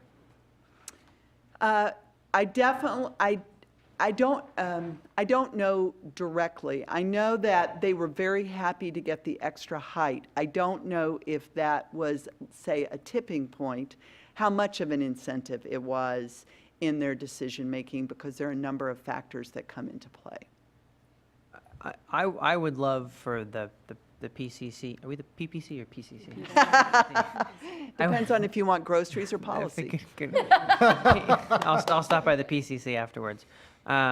So I would love to see to come with an increase in required structured parking and additional height. At 6 feet seems a little low. I mean, it's certainly better than nothing, but I would love to recommend to Land and Shore and to council that if we're going to increase structured parking, give them an extra 6 feet or something like that. I think if we're going to make one small step in this direction, let's also make another small step in another tool that we have. So AJ, were you going to propose it like a threshold, like 50? Like, so at what percent? So right now, if we're going to mandate 33 and they go to what, do they now get that bonus of whatever that might be, if it's additional height or density or whatever the case I know is? that's a good question. I was. Because you need to have that. You need to actually figure that part out, right? So Because you Oh, don't yeah, want them to do one. Can I inject for just a that's moment? what they'll do, is one. Do one what? Stall. One stall. One structured stall and Oh, you no, get. no, I was assuming that they would be having to build 33%. If you're, And then so if you're, so you're suggesting that if they do what they're required to do, that they get extra height? Yeah. Oh, but I guess in that case, you're basically just raising height limits then. Yeah, if Yeah, you okay. require 33% and then they achieve, or they particular decided bonus to propose density. Yeah, sure, 66%, then you give them, It's a good point. I wasn't thinking of that way. Yeah, No, then, that's then I okay. would say, yeah, if we're going to require 33% and staff doesn't want to say require 50% because they're worried that's too aggressive, let's require 33%. And then if you hit 50%, or maybe for office 80%, it sounds like that's. These are arbitrary, but have a requirement that we feel like isn't going to prohibit any project from happening. But then on what our more aspirational structure requirement is, let's have more aggressive benefits. And it sounds like height limit is the one. Since we're already at 0 FAR, I think having higher height, or maybe increasing the total number of FAR, but I don't know if the council have an appetite for that. But Well, maybe give them an extra 6 feet if we hit kind of what our aspirational structure parking so is. just to make sure I'm tracking what you're saying, when you say an extra 6 feet, do you mean on top of the 6 feet they already get now? So they get a Correct. total of 12? Correct. Okay. I just wanted to make sure we weren't getting half story. Sure. And then, so one of the things that's a little bit of a challenge right now is we have a density bonus program that if you go over that height or over a certain density, then you have to either pay or provide open space or do affordable housing, depending on your land use. So the question is, are we? Because I would say those would not change, because if you're giving them that extra 6 feet, but they don't want to pay into open space, they just don't take advantage of the extra 6 feet. So then we're not really giving them anything. Oh, okay, that's. see what you're So I think if you were going to give them the extra 12, So the density bonus might get. I know. So this could be something we put as a kind of a phase 2, the incentive. So right now we're talking about requirements. Yeah. An incentive package might be something that gets delayed and talked about with the other moratoriums. Right. Keith, But I would you mind think- repeating that for the microphone? yeah. Yeah, I'm the puppet over here. So the existing code has this density bonus provision. Staff had recommended some changes to that program right before the moratorium. And I think that council is looking at how the moratorium items shake out to determine whether they keep the density bonus program in place. And I think Keith's point is that this may be, instead of being folded directly into it because it's complicated by this existing program that hasn't been modified, but that it's a recommendation to have sort of a phase 2 of this, that if the density bonus program is modified, that PPC's recommendation would be to give an extra 12 feet of height for these minimum parking levels. Sure, and I think, let's not get tied up on the specifics, the heights. I think it's more that when we have a discussion around density bonuses, maybe we recommend that a higher level of structured parking be incorporated into that. So one of the things that came out of the first phase of conversation of vertical mixed use was that the density bonus program in central Issaquah is actually a disincentive and not an incentive. And so basically one of the things that we're talking about and thinking about is what if we put that program or that piece of central Issaquah basically in the freezer for maybe the next 5 years until the market actually catches up to the point where people want to take advantage of that. So in this time where now you can't go above, say, a certain number of floors because the density bonus program is on hold, doing this would allow you those extra, one floor or 2 floors then I would be very if keen in you that circumstance. maximize your structured parking. So, right? So we get something we want, and then they can actually then put a higher project together. So it might actually be a great win-win. So just thinking about that as a construct, and so maybe for tonight, and again, I'm not trying to put words in anybody's mouth, but maybe what we do is we say, okay, let's also think about some incentives that would be performance-based, based on going above the requirement that's being set here. Yeah, I think that's fair. So I actually have a couple things here that AJ's brought up and I think are really good ideas, but to cement what he and a couple others have said, I kind of wrapped my mind around a new strategy here. If we increase the structured parking, I see that there's 3 major benefits. One, there's an environmental benefit, there's an economic benefit, and there's a health benefit. From an environmental benefit, by adding more structured parking means we're going to have more opportunity for pervious surfaces instead of impervious surfaces. From an economic standpoint, we have higher revenue generation per square foot of real estate because we are now we're now putting building space where there would be a single stall. And from a health standpoint, we create the opportunity for more open space, which creates both a healthier psychological and leisure lifestyle. And walkability. And walkability. So by actually increasing the structured parking requirements, we actually, as a city, would be better off because if we have more units, even if we give the benefit of saying, okay, we'll give you higher density, we'll give you, not higher density, we'll give you height by building more parking, structured parking capacity, will actually give us more revenue because we have more units, higher density, and we can generate sales tax revenue per people. We can also generate property tax. Is all that correct? I think that the environmental and the health are correct. I'm not sure that it automatically is higher revenue generating because there are higher costs that come with structured parking. So it does encourage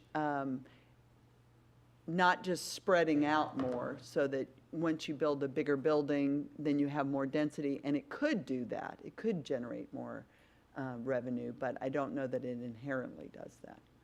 Speaking, not to get us off track again, are we looking at how we tax structured parking differently than surface parking? is that a whole nother can of worms? But the fact that, you know, if we're requiring people to build structure parking, does that qualify as an improvement that results in higher property tax per space? Probably. I think that was Ron's point. Okay. So then, So Yes, you then would it be would, resulting, so yes. it's through property tax, not through sales tax, but we would result in a higher, Well, a more valuable the more built people you environment. put in the building, the more people are going to shop. Well, no, remember, we're not changing the total number of parking spaces. Well, but if you look at the correct. Target parking lot, for example, if you took that surface area and instead built up, I know that, I know, but that's the point I tried to make earlier.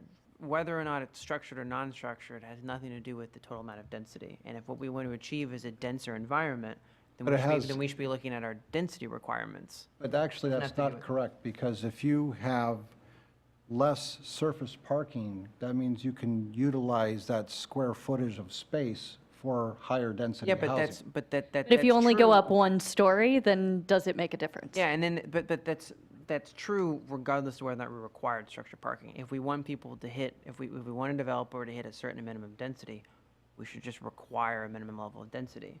And whether or not they meet that density requirement and that parking minimum requirement through structured or non-structured parking, I think is irrelevant. But cars take up space, Well, so yeah, where are but you that going to put the doesn't- cars? And if what they have to do to meet that density requirement is build structure parking, that's fine. And I don't see why I don't see to require it. I gotta run, guys, sorry. But I think this is, I certainly don't oppose it because it seems like it's not gonna discourage development, but I don't think, my final point is, I don't think a structured parking requirement achieves any of the goals that we think we're trying to achieve.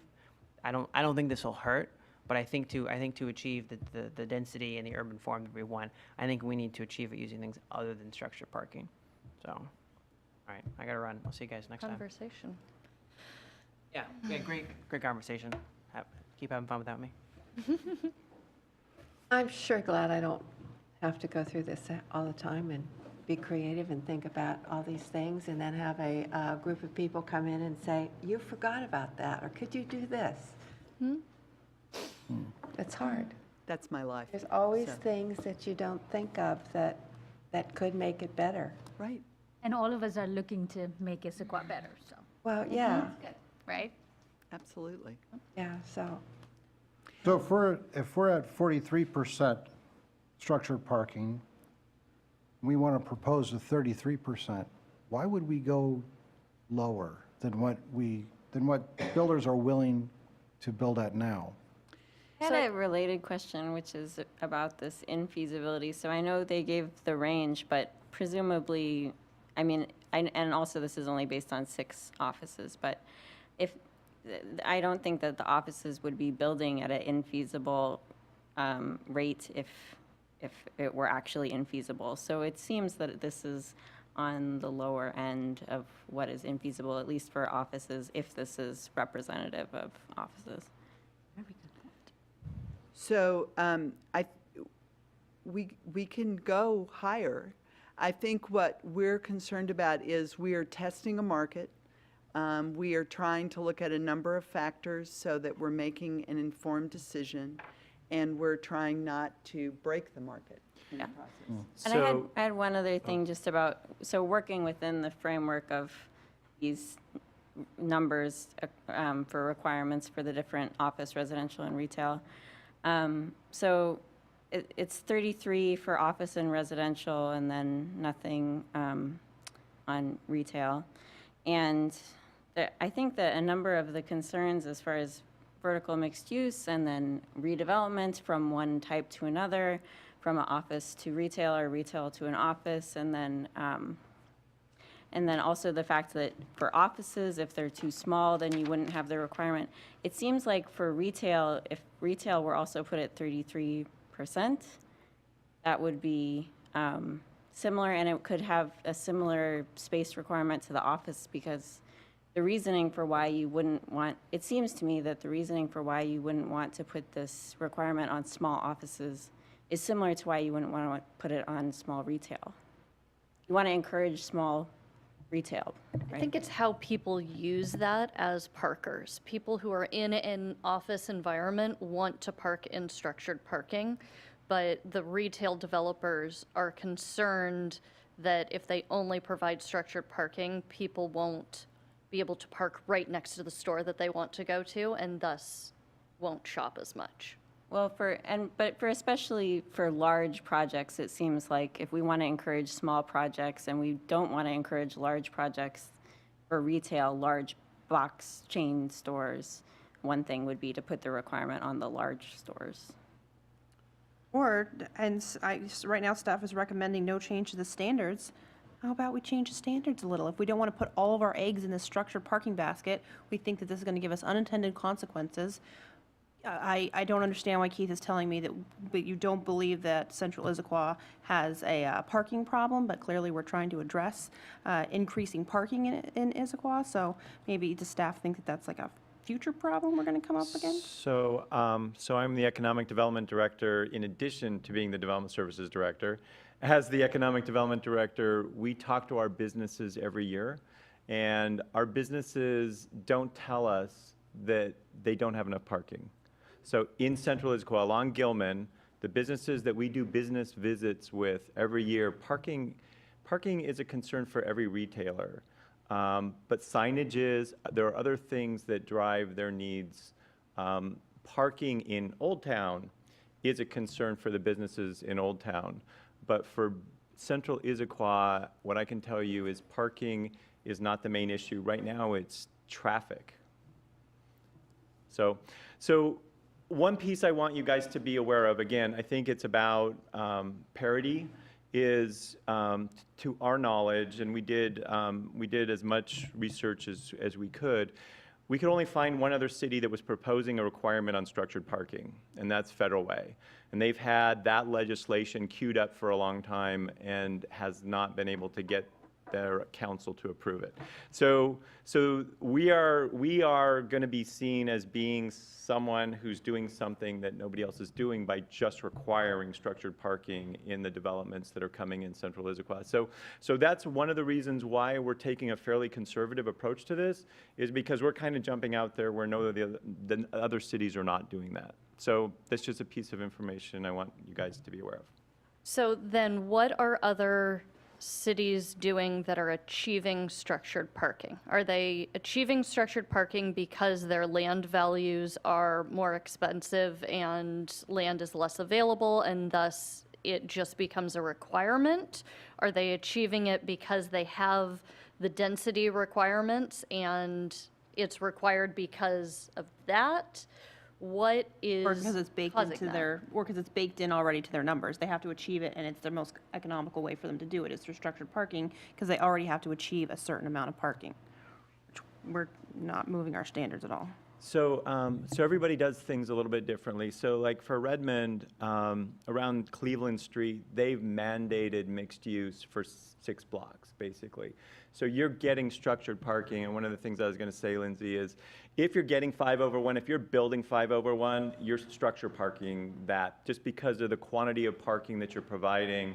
You're not going to build that expensive building and then surface park behind it. It won't, nobody does that. So the cities that have certain focus of development activity, they're getting the structured parking because of the densities. So like downtown Bellevue, they're getting structured parking because of the densities that are happening there.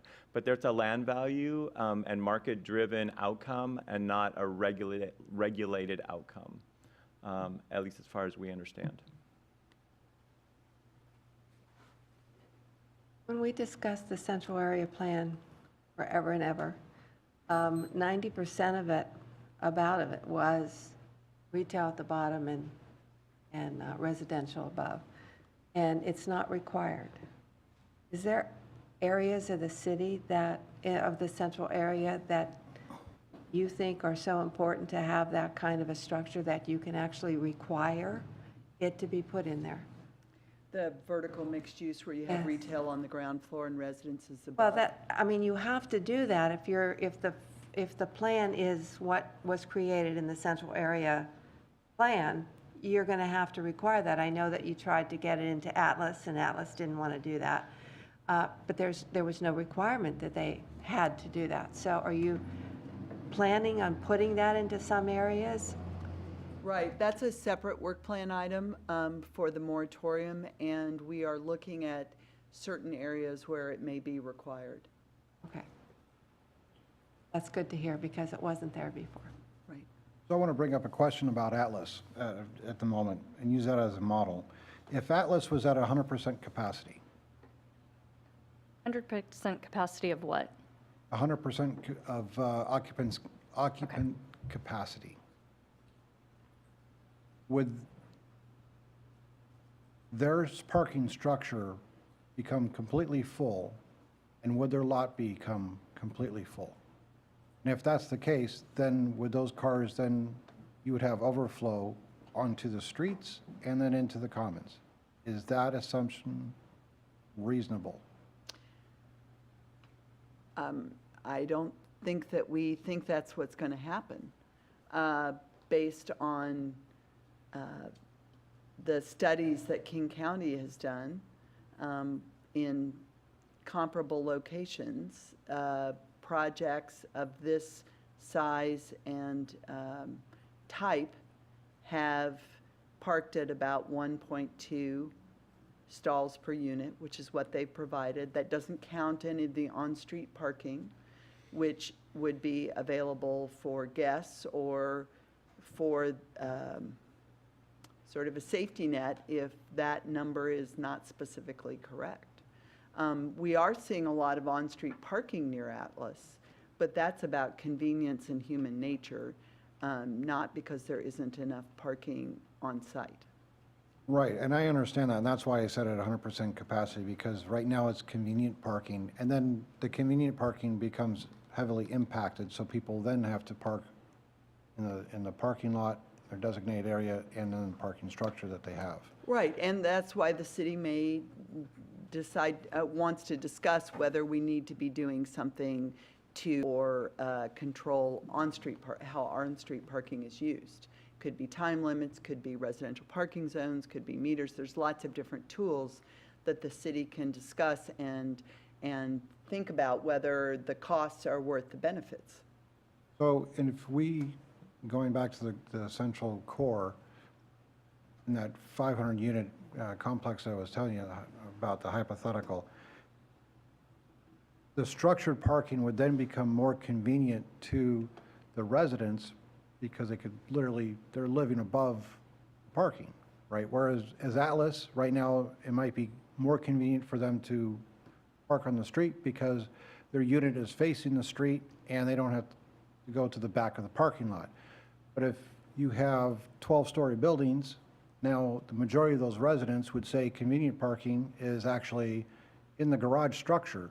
So having higher structure having higher structured parking requirements would also be more convenient. So the impact there would be because you've got higher, Right, because I'm not Taller thinking, buildings, I'm not right. just thinking about Atlas, I'm looking at Atlas, but Atlas is more spread out, but when you go towards the core and even looking at where Raleigh will likely be, those units are going to be 12 stories high, give or take. So the fact of convenient parking is, it's great if it's right on the street, right in front, but the reality is those streets might handle 12 cars at tops. So the convenient parking would then be structured parking. So by adding more structured requirement, we're saying we're actually going to be giving people the benefit of the doubt and give them more convenience, higher capacity. Can you require in a 12-story apartment building, can you require that the higher you go, that it goes above the 33% and you add the extra parking into it? We can require whatever we want. No, I know that, but. But everything has an economic impact, right?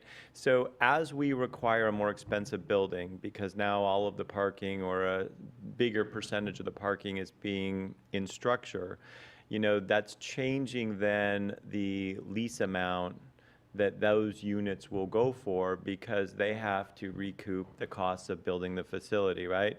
And so part of, as we try and balance out all these things, because we want great urban form, which tends to be more complicated and expensive buildings.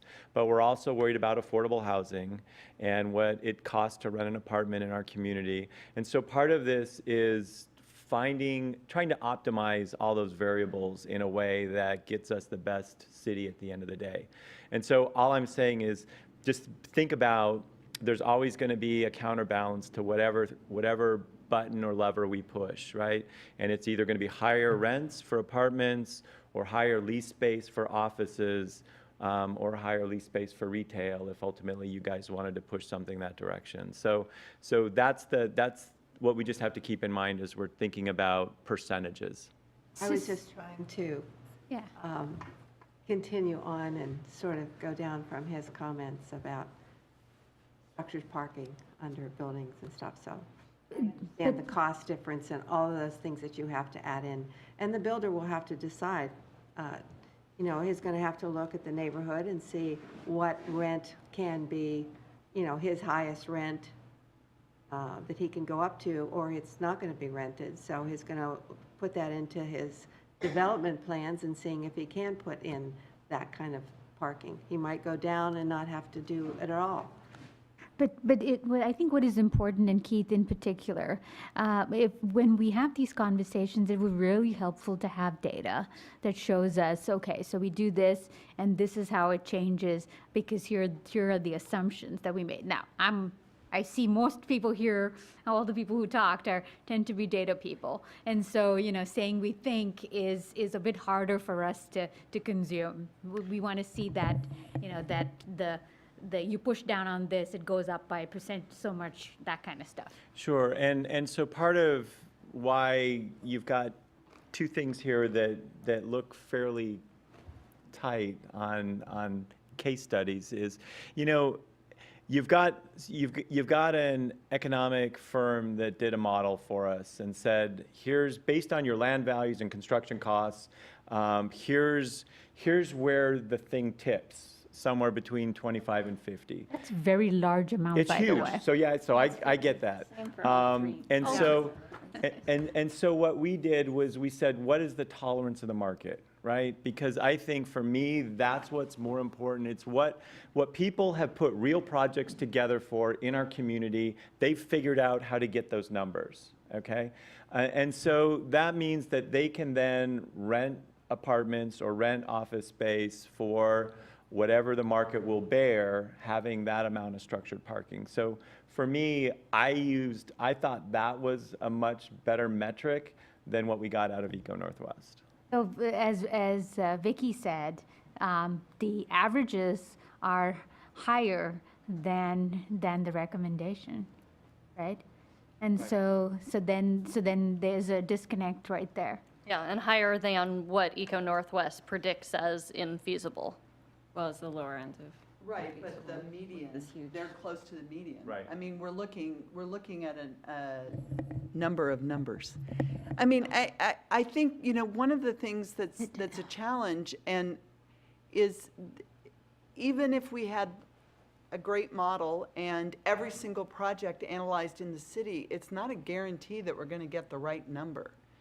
I think that we're trying to establish a number that's reasonable, but I don't think that we have enough data to say we guarantee this is the right number. I don't think that's the way that you're going to get a real estate number that guarantees you going forward. There's some art to this too. I'm not sure there's. I think you can benchmark against similar cities. You can do so. I know you used a consultant, but you can benchmark as to what does that actually look like. This seems a little too squishy for me, and there's a lot of data that doesn't seem like there's enough consistency. So I am concerned. I think a lot of us have had the same reaction. And that was what Land and Shore, when they said, hey, we need to question that 33% recommendation, give us more data, send it back to PPC. And so we're looking at this and going, okay, yeah, we looked at the data that you have, but the infeasibility financial numbers, we're looking at that and going, that doesn't make sense for the projects that we're actually seeing. And the projects that we're actually seeing, there's only 6, 4, and 14 for us to make the decision based on, and that's too little. But that's what we have. So this is the thing. So what about other cities? The other cities have different economic factors than we do. True. So what Bellevue gets, what Kirkland gets is it's a different market than Issaquah. Issaquah is Issaquah. And, it would be great if we had 26 and, 44 and 114. We don't get that many projects. And so when we looked at the projects that have come through the pipeline in the last 5 years, that's how many there are. And we felt like beyond that was not going to be a good metric, because just our sophistication 5 years ago was dramatically different than it is now. Absolutely right? agreed. And so that is the whole range of data that we can use, in my opinion. So Keith, in terms of benchmarking, so what metrics are you using to decide that they're different or similar? So when you benchmark, you'll never find exactly the same situation someplace else. What you're using is a set of things that you're using to compare. So the benchmark doesn't need to be in this state. It can be in another state. We're trying to come up with a best practice based on cities that have had similar problems. And that's my concern, is we're using just Bellevue and Redmond, assuming that that's the only cities available to us. So when you benchmark, I think you should look at more than just this area. And would you agree? I would absolutely agree, especially when you say, we're looking at Federal Way, who hasn't passed this, and we're looking at Portland, and I don't find these to be actually very good comparisons for us at all. So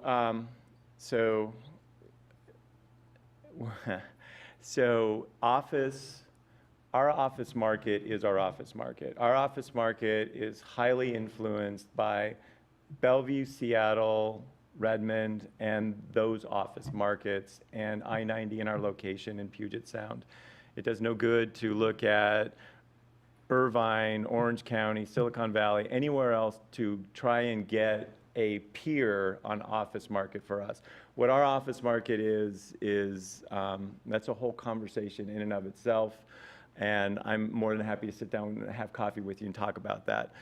From a residential standpoint, Eco Northwest basically did the analysis as part of the vertical mix use of what our current market rate is for residential based on lease rates that we're getting now.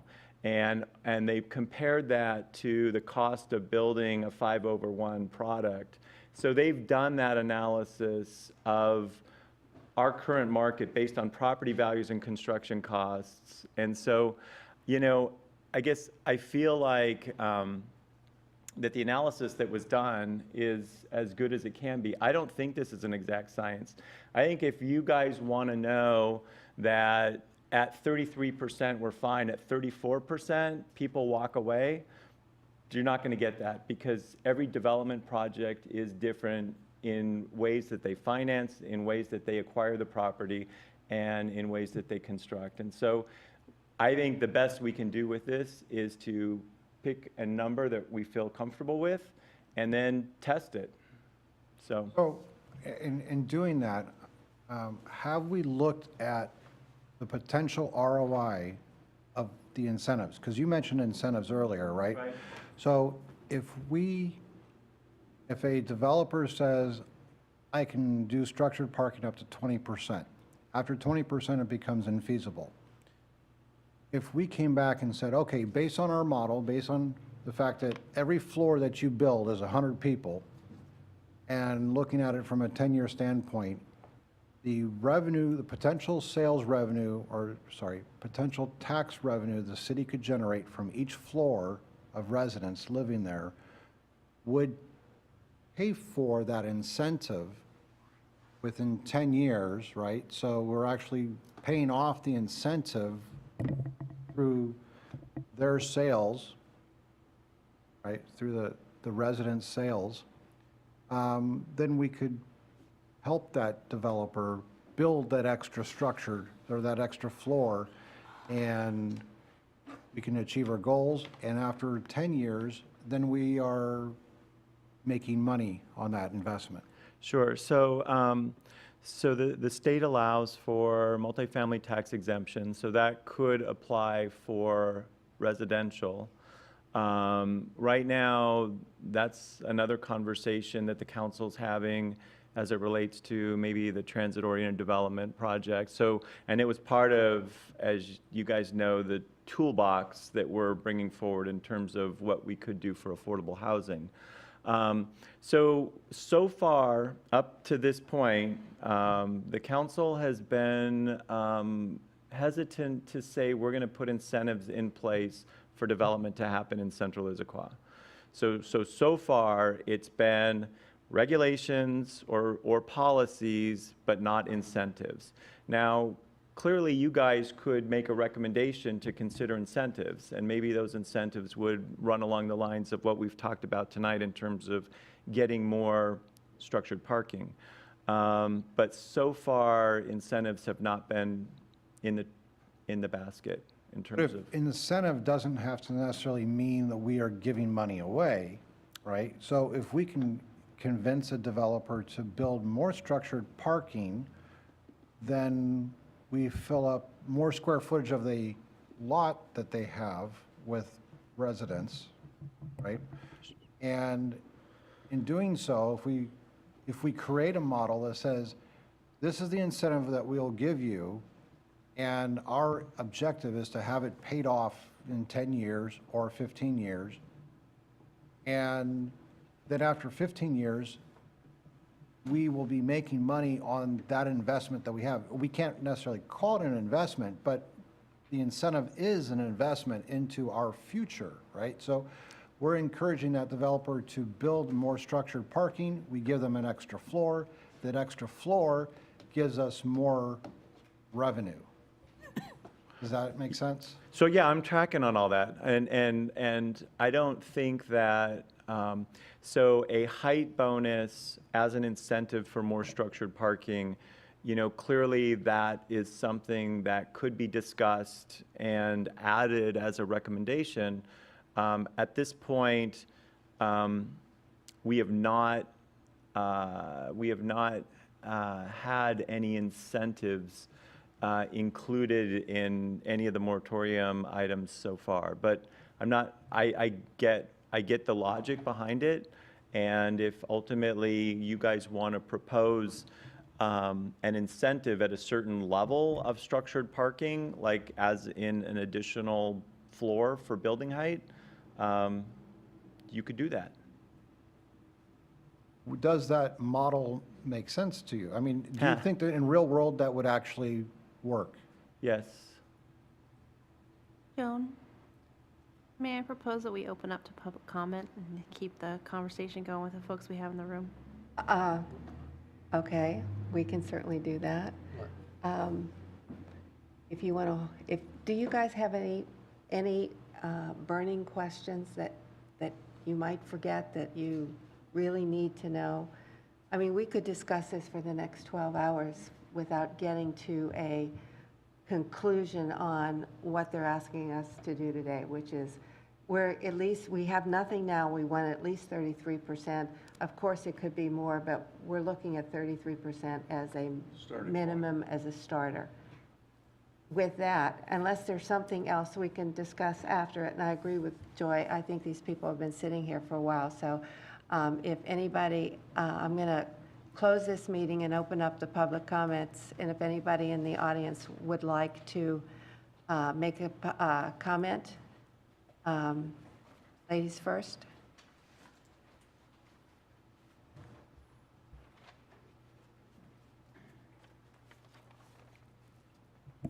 Good evening. I'm Christy Triple. I'm with Raleigh Properties at 1595 Northwest Gilman Boulevard here in Issaquah. So as I've listened to you ask questions and as the conversation has evolved, so too has what I wanted to share with you.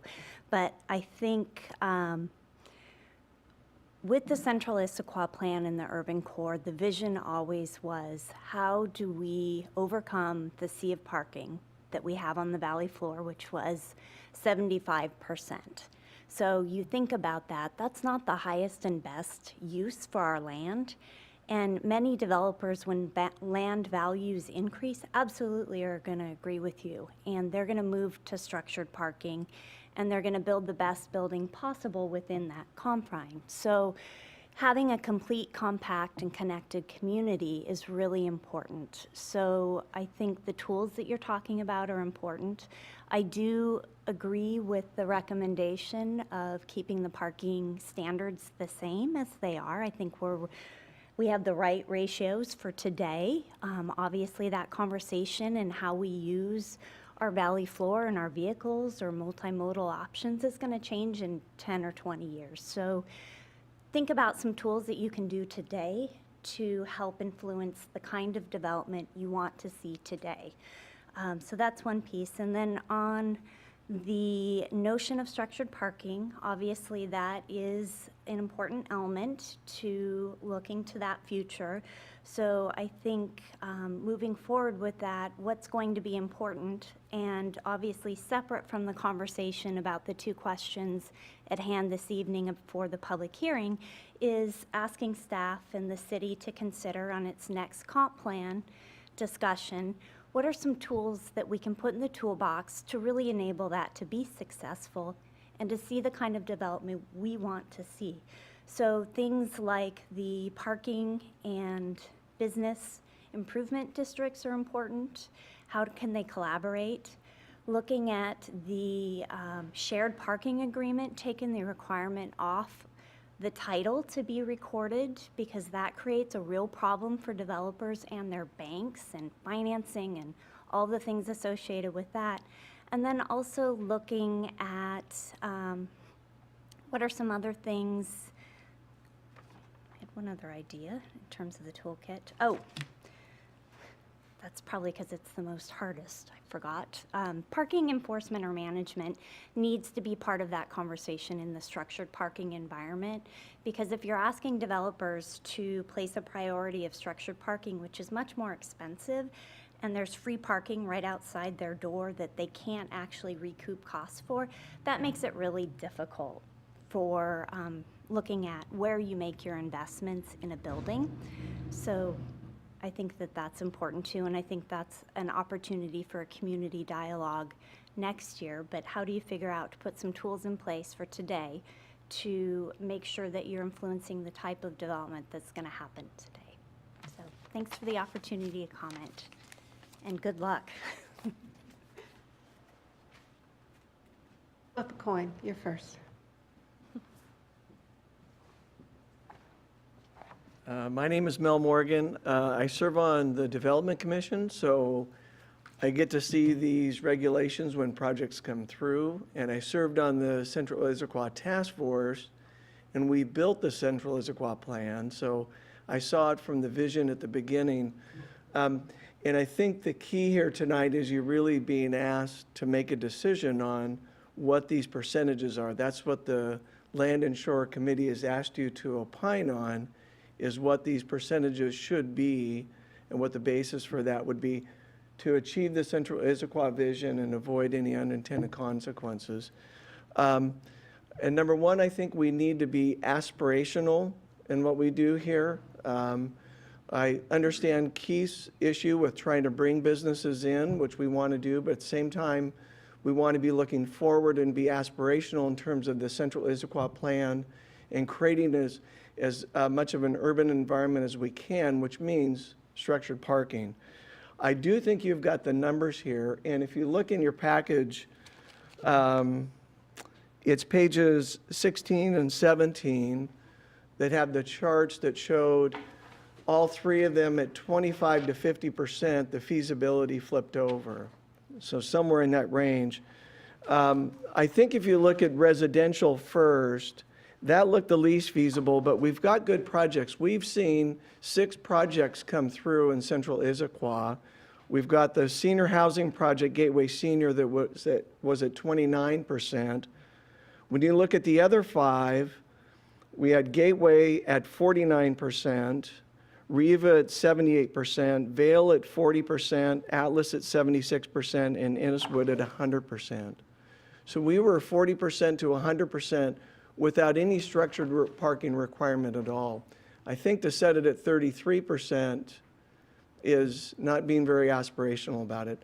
I think we can set it at 50%. If we look at the study showing that 50% is not feasible, it's sort of marginal. And we've seen projects come in near 50 or above for many of these. I think you should set it at 50% as a good starting point for residential. For office, if you look at the chart, it leans more towards feasible at 25 than unfeasible at 50, which means to me it leans more towards 50. We have 5 buildings that were over 5,000 square feet. One of them was the Proliance's Surgeons that was 0% parking or structured. The other 4 were 31%, 33%, 55%, and 93%. Then we look at that, we've got a minimum of 31% of those 4 projects, and 2 of them over 50%. Again, I think we can go at least 50% for office, and we've already got the market support for that in what's been built.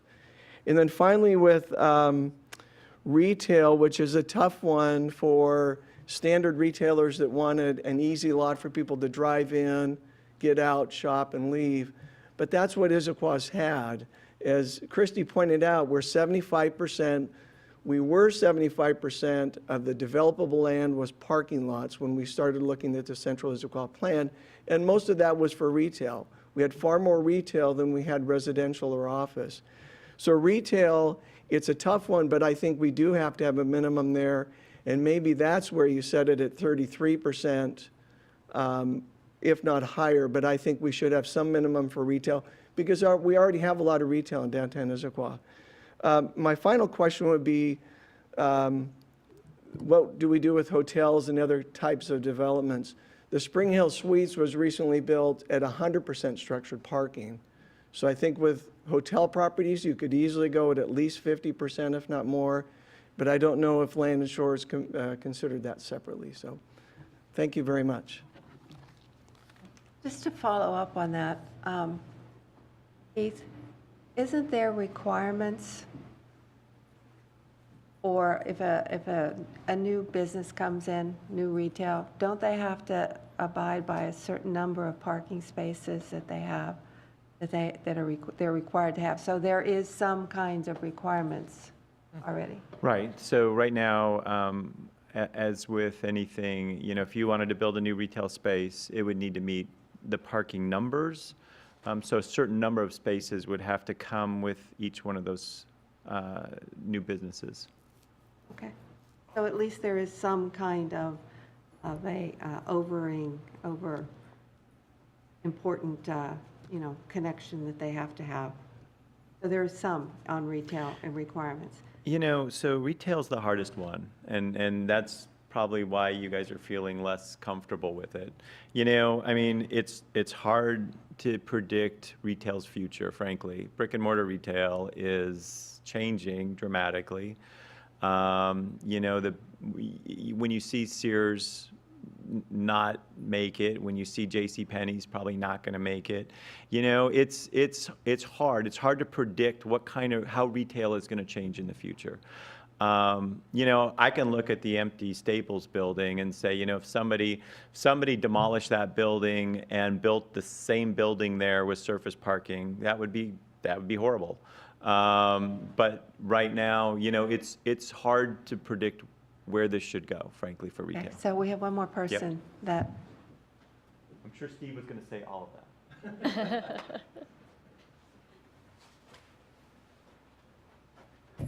Hi, my name's Keith Niven, and I'm the Economic Development Director. I'd like to add, Been here for 20 years. Keith does his job and does it well, so I'm not going to imitate Keith. So a couple thoughts. One was, I guess these are aspirational statements, and it's a place that seems very much at these two thoughts butt their heads. One is what's the Issaquah that we want to be, and the other is how do we get economic development and construction for a place that loves its natural beauty. When we have impervious surfaces, that very much is against that natural beauty.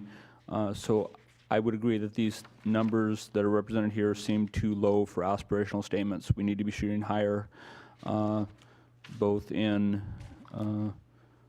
what we get and what we want. I think if you just have aspirational statements, you need that in code, though. If I think I did hear Keith say that office might already be at 100%, so I guess I would set that out as a goal already to start that as 100%. Residential 50% as a minimum.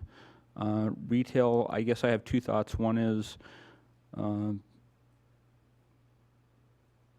getting a certain amount of sprawl if you don't require retail to be kind of centered area. You can just go out and build a lot, tear down the trees, and have service parking.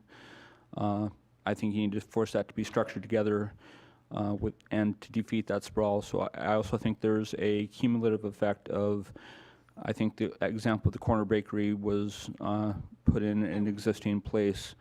At some point, you get a certain level of density and don't have structured parking. You're then going to come back to the city and say, we need structured parking, and the taxpayers have to pay for that. I don't think that's a long-term goal either.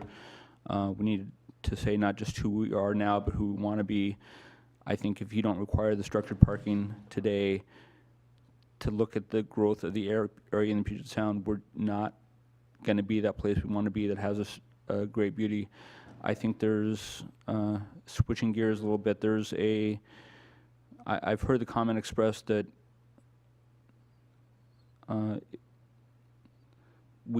Issaquah has tried to focus growth and development in this central plan, but we're getting a lot of the growth and development outside of the central plan area. So I think maybe to look at a topic for consideration is downzoning certain other areas, or maybe downzoning but limiting construction in other areas to focus it in a core area to not have development spread. That's a piece of it. I think another piece is where you I think you still want a zoning that limits the height of your buildings to a certain zone outside of some core area so that we don't have spreading growth or a way to control that or to enforce the structured parking. Maybe those things might be considered outside of the structure, but I'm looking to the Policy Planning Commission to consider things in a wider perspective than just the things that you get presented specifically by city staff. Please keep up the good work. Thanks. Oh, I'm sorry, one other thought, and it's a process thing. I guess I'd like to see in the agenda a place where it specifically calls out public comment as an item, topic that's discussed, not just as something we add partway through. That way it just maybe hopefully increases people wanting to come and talk and increases democracy if they know that there's a planned place for that. I think that's a good thing. Thanks. So Joan, can we propose something to go But forward? with that, I'm going to close the public comment and open it up to you. So, Can we, so actually, I think both, and I'm sorry, I don't remember your names. They said something that I was thinking as well.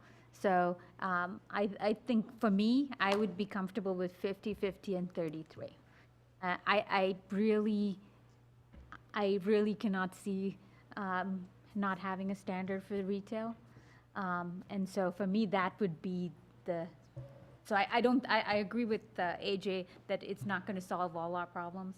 I think density is the one that'll solve the problem. But if we had to have the structured parking standard, to me, that would be the place to go. And I would agree with that idea, but I would put a minimum size requirement on the retail before required requiring structured parking, much like we're talking about for office at 5,000. And I'm not sure where that is on retail. There's very few projects here to look at. Let's see. Well, they said that was 10 to 15 parking spots for that size, so. For office, but not necessarily for retail. So the four projects that we have here, you've got the Plaza 221 retail, which required 57 parking spots for 11,000 square feet. And then you jump up to 118,000 square feet with the Overlake Center. So I'm not sure if there is any information on understanding how many parking spaces per kind of set of square footage on retail that might help make that decision, because we might say with retail, I really don't want to see 50 parking spots out in front of something in central Issaquah, so. They'll be in back. We can actually create, I think, a motion that we ask the city for what is reasonable for retail structured parking, and they can come up with some cases and present them to us so that we can have a better understanding of what we want to recommend in terms of a number, because we don't have enough data to make that assessment tonight. But I think we have a reasonable amount of information to make the assessment for residential, office, retail, and hotel.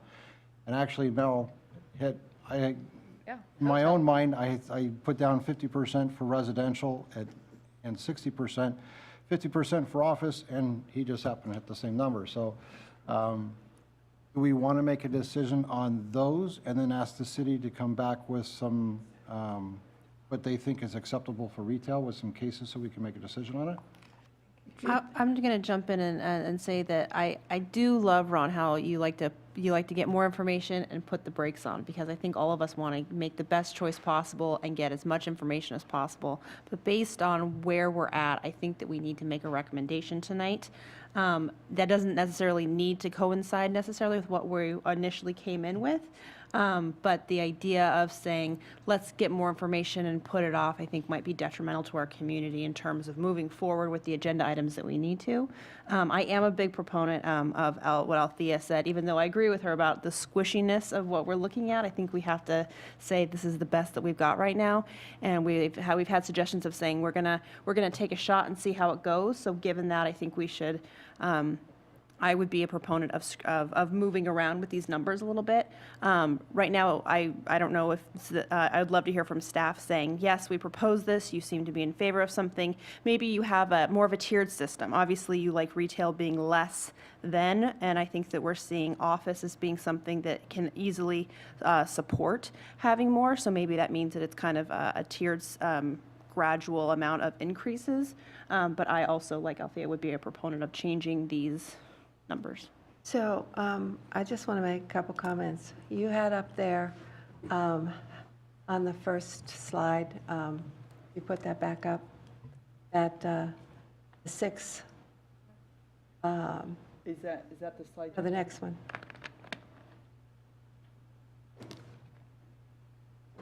That one.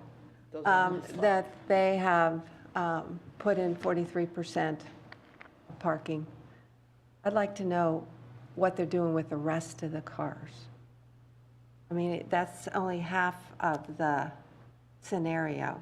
You need to know, okay, they've 43%, but there has, whatever, 50-some% that's on the street, or, you know, you have to look at that at the same time that you look at how much parking they provide. That doesn't mean too much to me because there's so much more, or maybe there isn't any more. When you look at those particular things.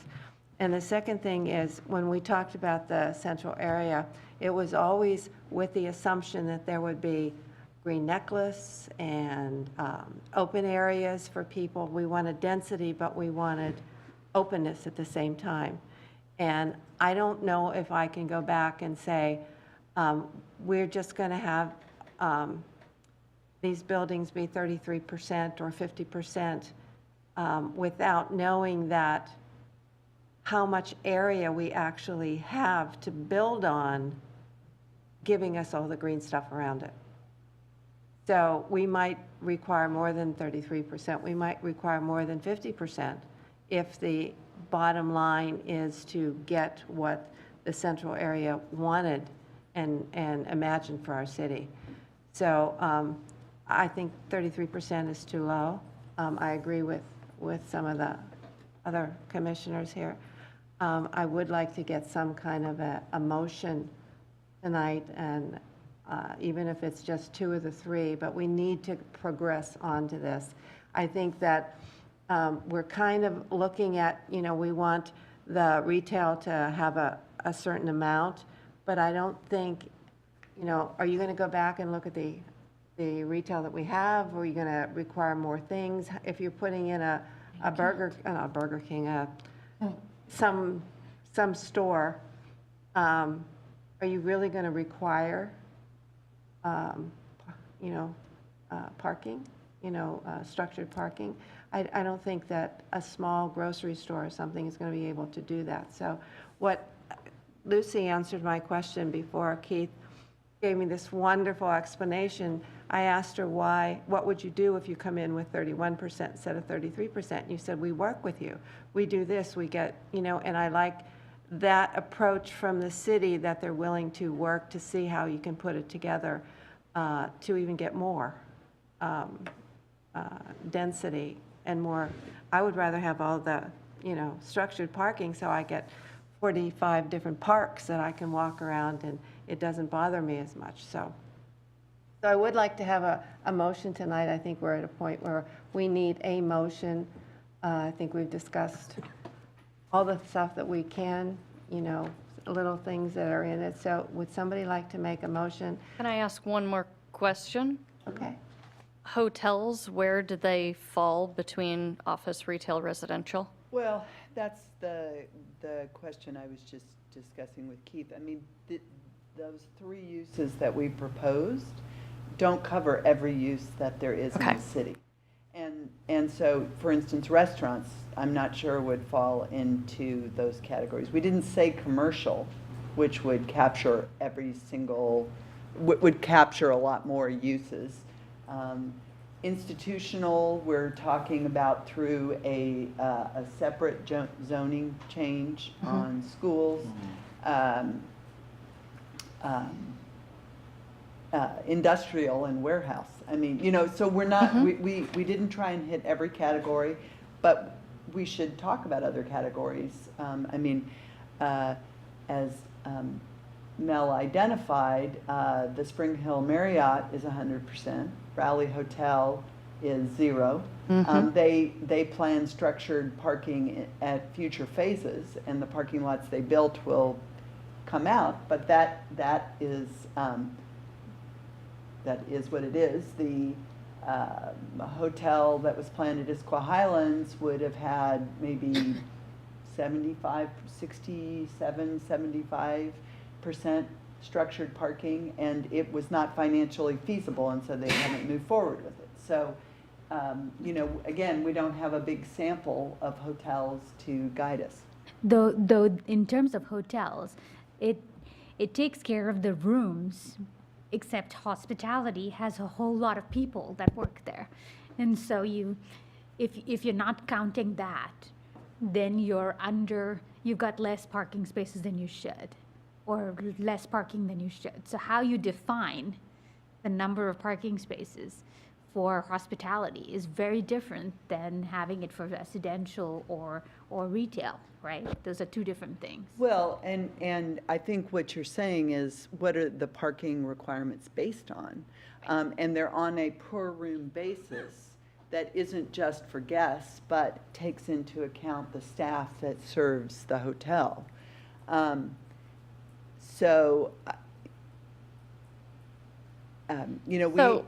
Rather than get sidetracked on that, one thing that I think would be important in taking this back to Land and Shore is to have a list of those things that this doesn't cover, such as you said, restaurants.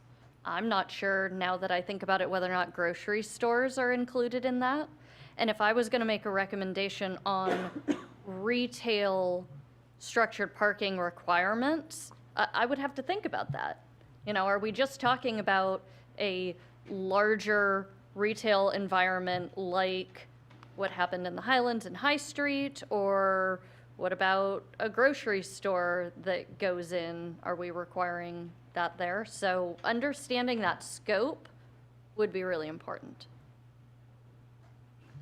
Are you suggesting we do not make a recommendation tonight?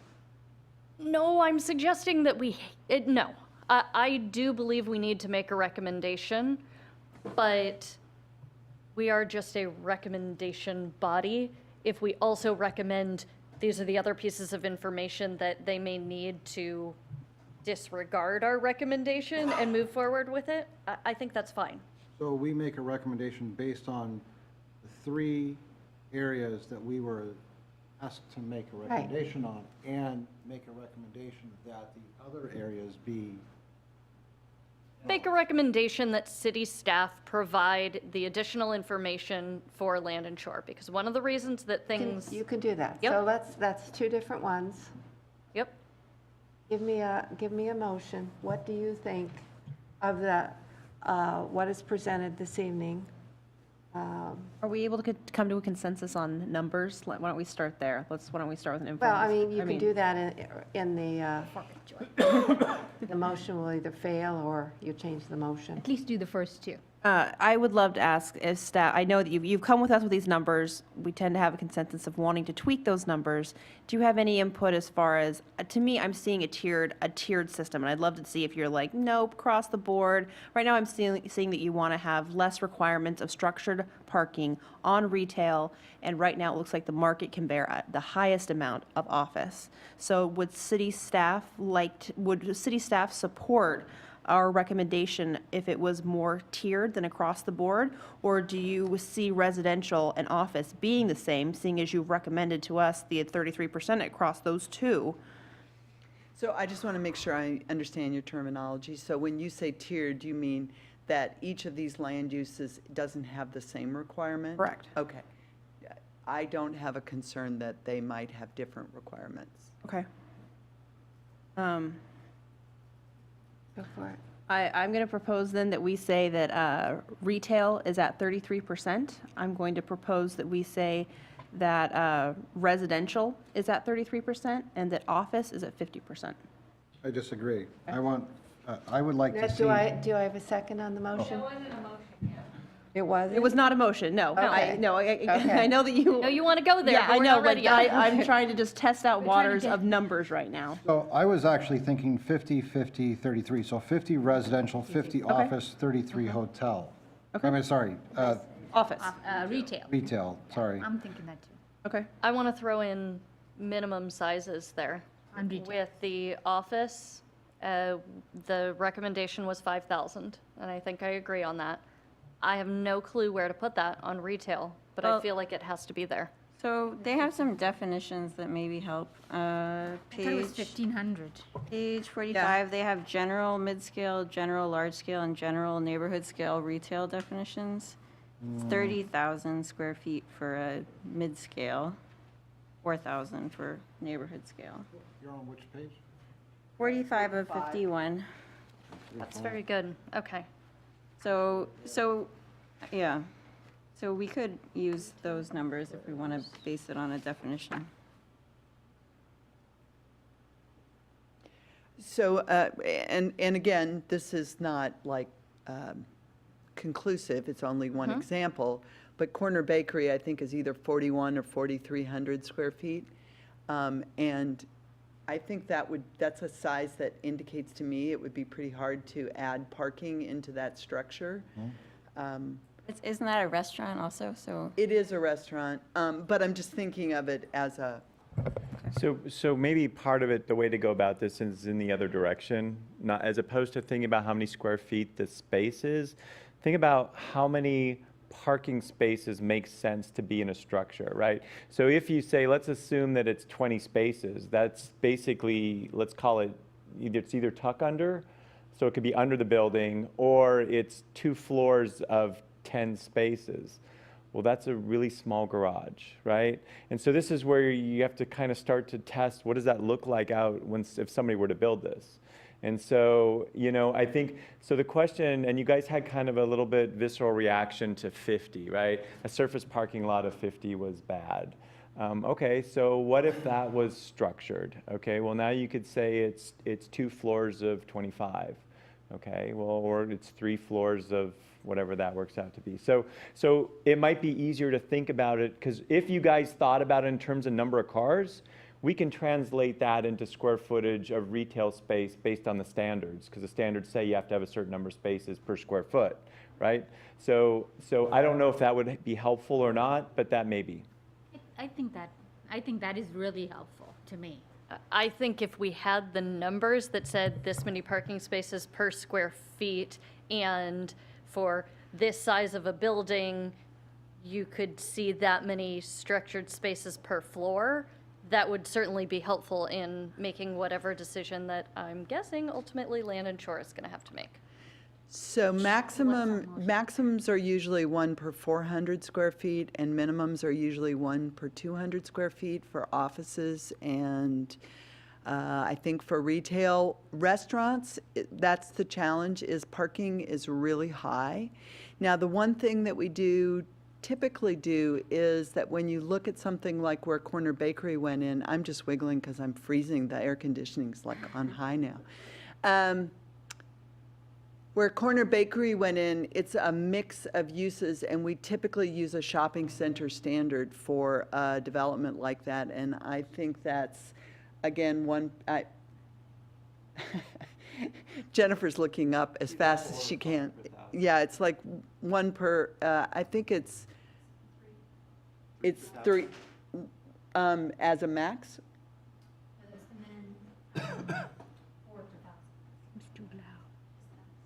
Oh, okay. So we could not put a square footage requirement on it because it already was going to have to adhere to what's already set. Right. I'm sorry, in say some way that we're again, Joy? constraining it, and by trying to change the amount that staff has already put that ratio at. Yeah, so you could basically say that there could be a requirement that there's not a surface parking lot greater than X number of stalls, right? So that way, you could say, all right, so let's say that 20, we don't want a parking lot bigger than 20 stalls. All right, so now if I'm building a development and it requires 25, I've got to put those extra 5 stalls in a structure somewhere, right? So that's, I mean, you could tackle it that way. So I've got an idea here, and I think we have a lot of different ideas on the table right now, and I know that some of you want to make a decision tonight, so let me ask staff, if we give you our recommendations and you help us bake this into a plan that we can vote on the next time we meet, would that delay cause a negative impact in the agendas? So I'm only providing this as an answer to you. Our agenda bill is due tomorrow. Oh, yes. So if, just stay on the schedule, and that's what I was going to say, is if the right thing to do is to not send something forward, we can delay it. All I'm saying is to stay on the schedule, we have to have a recommendation tonight.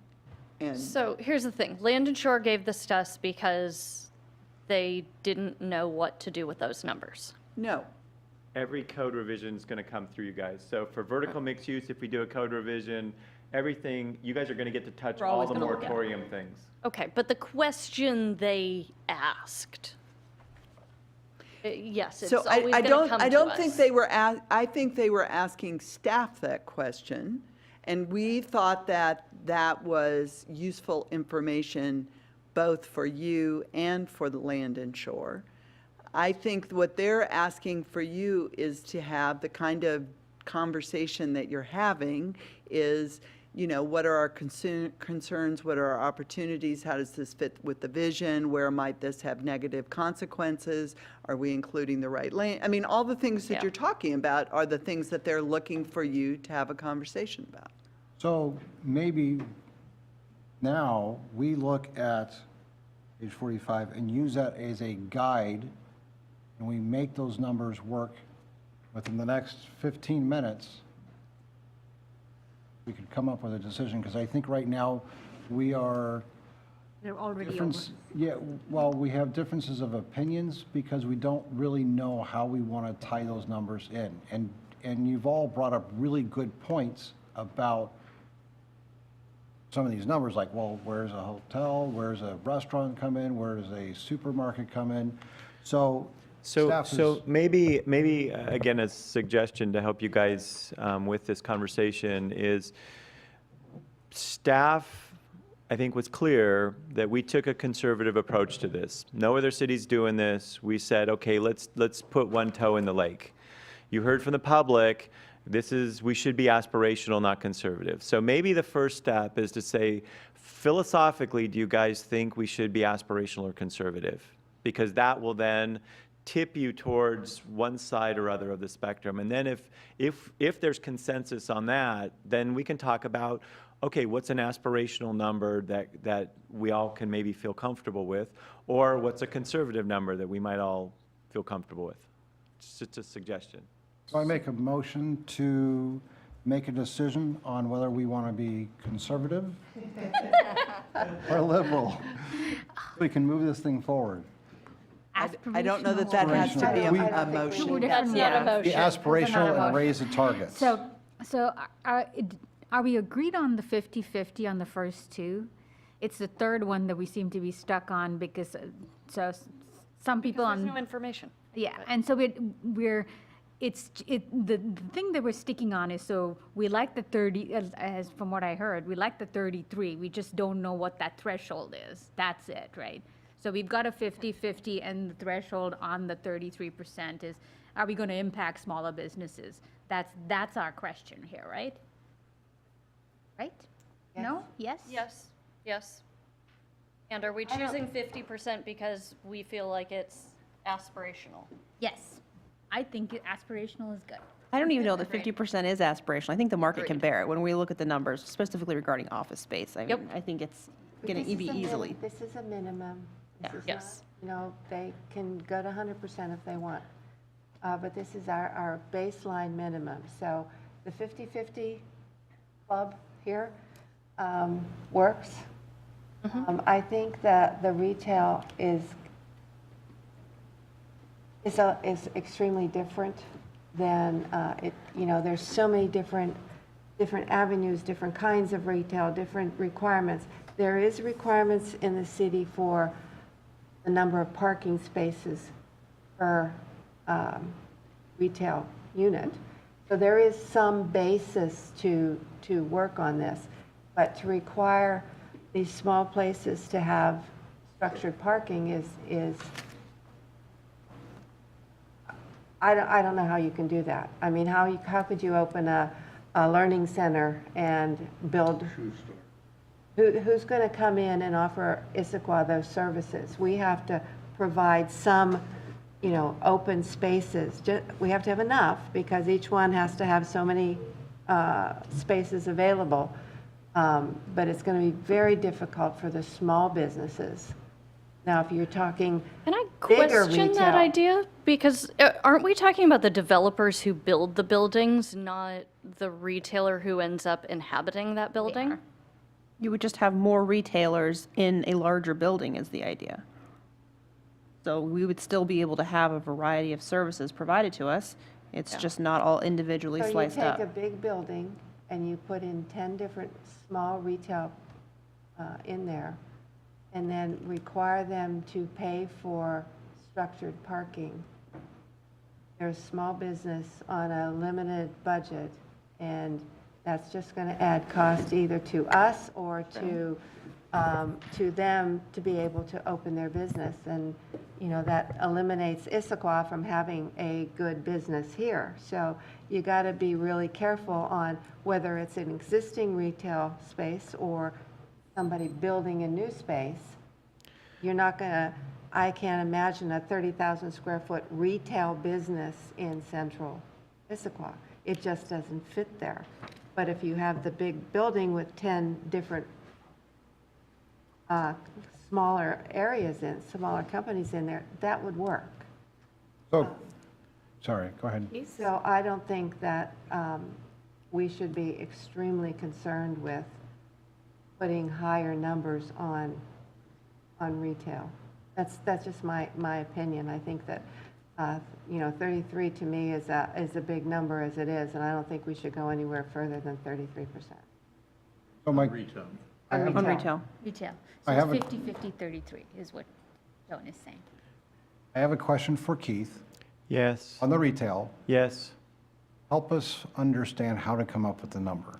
What, So right now, because there is no charge parking in Issaquah, that if you create a situation where a retailer, somebody who wants to build retail, has to build a parking garage, they're not going to be able to monetize the value of that with the patrons. So in other words, you can't charge to park in that garage, because as soon as you put a price tag on it, people will just park elsewhere. They'll find other free parking close by and do that, and then that will be seen as a detriment to the retail space, and so they'll be vacant. Okay, so at some point that paradigm changes in Issaquah when parking's at a premium, and then you can charge for retail parking. So right now, what's going to happen is that retail space will have to charge its retailers, its tenants, more money to offset the cost of maintaining the garage, right?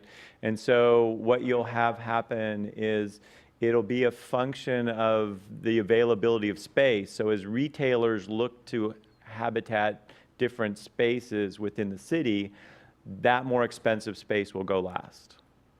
Okay? So any percentage on retail, I think you're now to the point of saying, I'd say pick a number, because I think you're just going to basically preclude a number of retailers from being able to afford that space. so if we want to be aspirational and create structured parking for retail, Yes. understanding the small business model that Joan brought up is really a great point. But what I'm also thinking about is the development where Lowe's and PCC is. Yep. In the future, forward-looking, when that becomes redeveloped, because I imagine it will, how large of a retail space should we be looking at before we put down a requirement? Because obviously, the bigger the Right. the retail space, not a retailer, but the entire complex. Right. So this is the struggle we had, which is why we ended up with 0. And you may not like our thought process. So on the very big end of the spectrum, a mall, or whether it's an enclosed mall or an open air mall like Grand Ridge Plaza, or the Commons. If the Commons built today, most likely they would have put some of their parking in structure. And we're having conversations with them about redevelopment, and it's going to turn into something much more dense. Structured parking for that will happen just because of the value of land and the amount of square footage that they're going to want to incorporate on their property. So then you flip to the middle size. So the middle size are like the Lowe's and the grocery stores and the Staples building and those type of spaces. Right now, there's not many new retailers that want to encompass that size of a space. You're basically talking, your bigger chains, or like furniture galleries or things that take a lot of floor space, right? And so then you're down to little. So you go really big, like enclosed or outdoor mall. Then you've got your big box, and we're not likely going to get more big boxes. We could. I mean, one of the reasons why this came up is there was a proposal for a Les Schwab. Les Schwab big box, surface parking, not what we want, but that gets... Not big box. Well, medium-sized box. But that's one of the things that I agree with AJ, is this isn't the only tool that's going to get us to where we want to be at the end of the day. Though, Keith, can I stop you Yes, there? absolutely. Is my biggest concern, and somebody said it and I don't remember who, is at some point, if we don't plan for it now and we don't do the aspirational stuff now, at some point it's going to cost Issaquah, and we don't have that money, right? and we're going to have to pay for that parking garage. So the standards we put in place today are going to impact us in the future, and if we don't take care of it now, we're going to take care of it in the future, because it's not going to scale. The way Issaquah is growing and the amount of demand there is for retail and Right. retail products, Right. it's just not going to scale. Parking lots are already really, really full, and so they're going to have to put parking garages at some point. So the way I'm thinking about it is the bigger stores, and how we define the bigger stores, we have to have structured parking. They have to build it in now, because if they don't, we're going to pay for it later. So, that's, I'm not willing to accept a zero on retail right now for larger businesses, honestly. There should almost be a different requirement, retail versus mall. Mall is a completely different animal, although it's retail, but that protects the small mom and pop retail shop like Front Street Market. I agree. If they were to redevelop, you're going to require them to have a agree. structured parking. They can't make that work. I don't think no matter what retailer you put there, you wouldn't be able to make that work because of the size and the revenue. But so that's the size requirement, or the demand requirement for parking. And since we do have a number of parking spaces, and it's based on, I'm thinking it's based on square footage, right? Right. Of the store. Right. Not the 5,000. customers. That concerns me even more. That's not customers, it's based on square footage of the store. We could use that. So can we go in with a proposal, and I'm conscious of time because we're way past time and you guys have been working all day. So can we do the 30, we do 50/50 and 33, and then leave the kind of the cap on the size of the business to like a mid-size and above? And whatever we define mid-size, we go with the whatever the operational definition is. I'm thinking something like that, because if we make it too small, then we're impacting small businesses. Make it too large, we're only impacting big box stores. And so we need something in between. So that's what I'm thinking.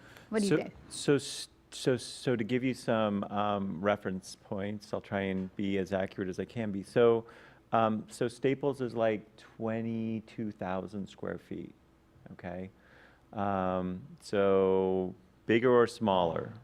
Or is that the size? I mean, so if you want something smaller than that, Well, the corner bakery is a good example. You're saying the corner bakery was less than 5,000, it was just under. 4,200. And right now, if you look at our findings of fact, everything is over 5,000 gross square feet. So I would be a proponent of keeping that measure. I think when we try to think about small businesses, the corner bakery, if you try to in there, unless you want to start playing with the city's amount and saying, no, I think that's 7,000, or you want to start quibbling about that. Right now, we have a baseline. Do we have any reason to move that baseline? I'm good with the baseline. So this, So when you say the baseline, In the findings of fact, Amendment 3 specifically says residential uses and office uses over 5,000 gross square feet. We would also add to that that we would add into that retail spaces as well. so residential is zero. I mean, Yeah. any residential project of any size has to do structure. Require all residential uses and office uses over 5,000 gross square feet to use structured parking to meet a portion of their minimum parking requirements. Well, that's an error then, because what the code says is any residential project of any size has to do structured parking. Okay, so then where in the findings of fact that we're about to vote on and amend, Lucy, what's wrong here? What needs to be changed? Because right now, I think it's the way it's written English-wise. I think what you meant was all residential and office over 5,000. And I can see your reading as all. because, residential okay, and office. thank you, Mel. Those should be split up. Okay. I have possibly an easy solution to this debacle. If we could create a motion that would say 50% residential, 50% office, and for retail, we leave it up to Development Commission to help vet those numbers. Because it almost takes a They case. need to be closer to the development to really understand that. I would agree, because I think there's too many pieces to that puzzle for us right now. It's almost a case-by-case basis. Lucy, in the findings of fact, where does it actually, I am having a hard time seeing where it says the 33 that you guys had proposed. I'm having a hard time seeing where I want to even amend that to be able to make. Well, On 48 of 51. So, I didn't write the findings of fact, so I'm looking at it now. But I think it would be in the code proposal that Okay, that's, is on, I've got it up on the screen, and it's on. that's what my problem is I'm looking at what On we're page proposing. 46. Starting on page 46, those are the specific code amendments that are required. Or the code amendments that we're proposing. So on page 48 is where it specifically says, Office use, office colon, use is 33%. 33%, residential use is 33%, retail service uses, no requirement. Okay, I'm going to ask everybody on our amendments of 1 and 2. Nobody seems to have a problem with our definitions of parking structure. No one seems to have brought up any issues of wanting to change our findings of fact right now. Is that correct? Does anyone have a problem with that? Okay, so I'm going to make an amendment that we adopt the Central Issaquah Development and Design Standards as written with the change, Jennifer, to section B, point 1 being 50%, number 2 being 50%, and number 3 being 33%.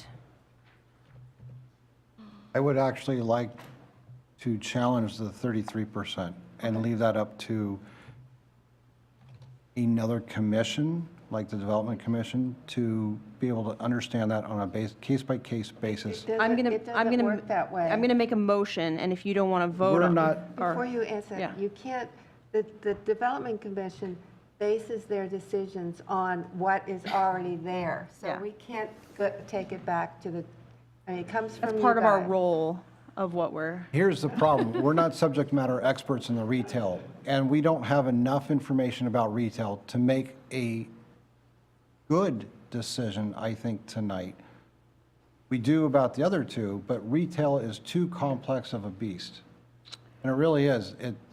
Or at least we have not been presented with the information from staff to look at any Because of the that. decisions we make tonight are going to be decisions that are going to impact small and medium-sized businesses. Yes. And it's a really important decision that we get right.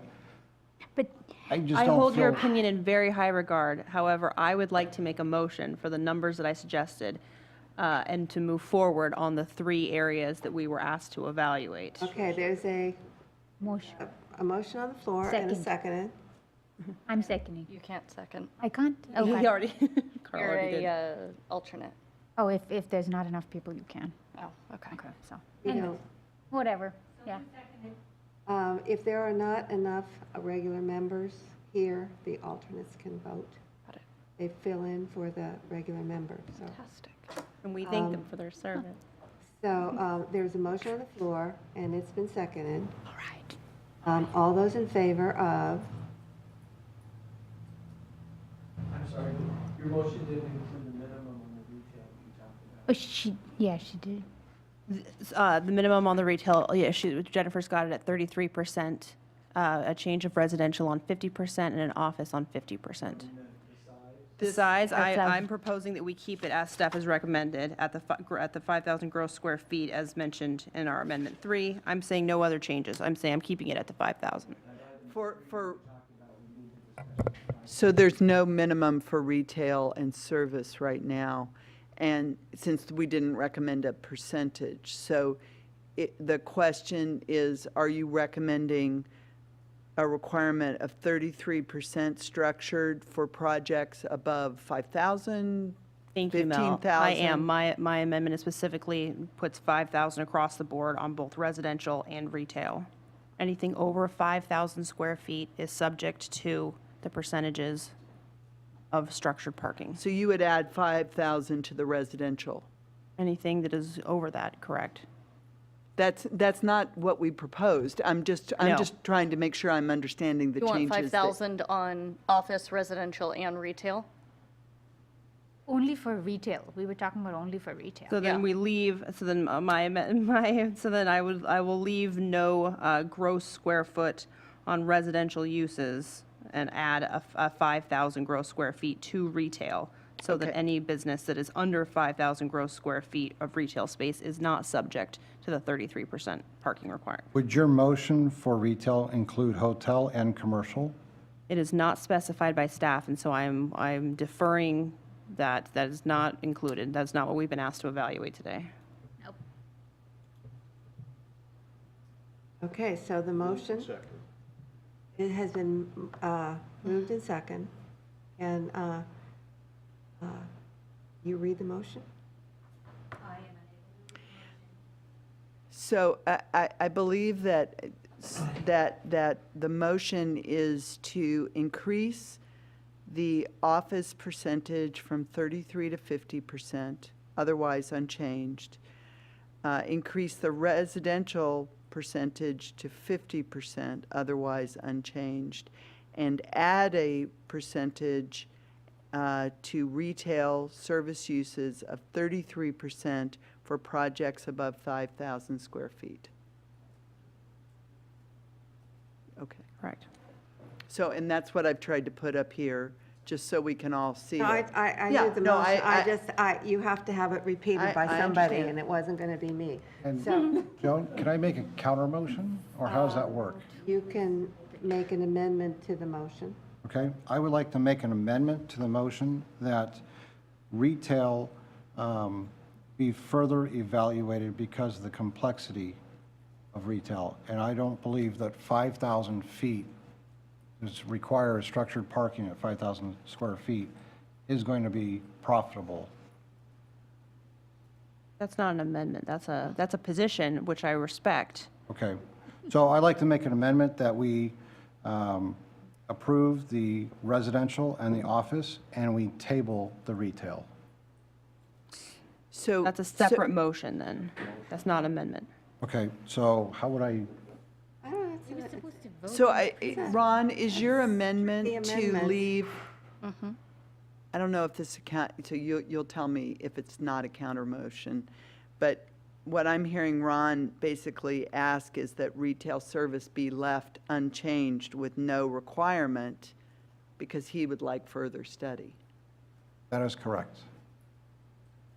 So I believe that we need, So can we just decide if what I said is a motion or a counter motion? I mean, whether it's an acceptable from a understand what you just procedural said? perspective? so Yeah, I don't think you can answer that. I know I can't answer that. I don't know if there's someone here who can answer So that. you were basically saying that we're going to approve the retail with no requirements, with the assumption or the recommendation that it has further evaluation by staff to, Determine if there's an appropriate yeah, level. to determine if there is a more appropriate way to do this. perfect. Yes, I like that. You should be proposing an amendment to, Right, it's an Okay, amendment so- and to, then it has to be staff. absolutely. So I propose that we ask city staff to reevaluate the retail requirements. But the caveat in there was that we leave the retail at 0% and recommend that they continue this Okay, so I make the motion to, You make the amendment. I make the amendment to the motion. to the motion that we leave retail at 0% and ask city staff to assess a, I don't know what I said, so, I think, so you're putting forward an amendment to the motion to leave the retail At 0%. recommendation unchanged, and ask staff to make a recommendation, a future recommendation on the appropriate level of retail. parking. Parking, thank you. And so if this is more or less correct, then the next step is someone has to second that amendment. Okay, and I want to continue with that amendment within 1 year. Okay. So point of Yes. order, I don't see how the amendment can't challenge the actual motion. So right now, the motion is for 33%, but the amendment is to bring it down to 0%. So Amendment is to point of leave order, it at the amendment 0%. isn't an amendment. You can vote down the amendment. Well, first If it you needs, approve the amendment, then you go back to your motion to, and what'll happen is you'll approve the amendment based on, approve the motion based on the amendment that was, if it was passed. So it is first- an it first amendment to needs a your motion. second. So the question is if someone else supports Right. having the discussion of So, it. I have an amendment on the floor. Does anybody second that amendment? Seconded. Okay, so we're going to vote on the amendment now. So you understand, we're going to leave it at 0, and we're going to recommend that staff come back with further evaluation of the process and the need for structured parking. And if I could maybe suggest an amendment to the amendment is, because I think what you're asking for is, because you guys were clear, you wanted aspirational standards, right? And so you guys figured out where you wanted office and residential to be, and what I heard was you need more information to find that aspirational level for retail. So I would just suggest you throw that aspirational word in for us to come back with an aspirational standard for retail. I'd like to make an amendment. The same amendment with the word aspirational in there. To add the word aspirational to that within 1 year.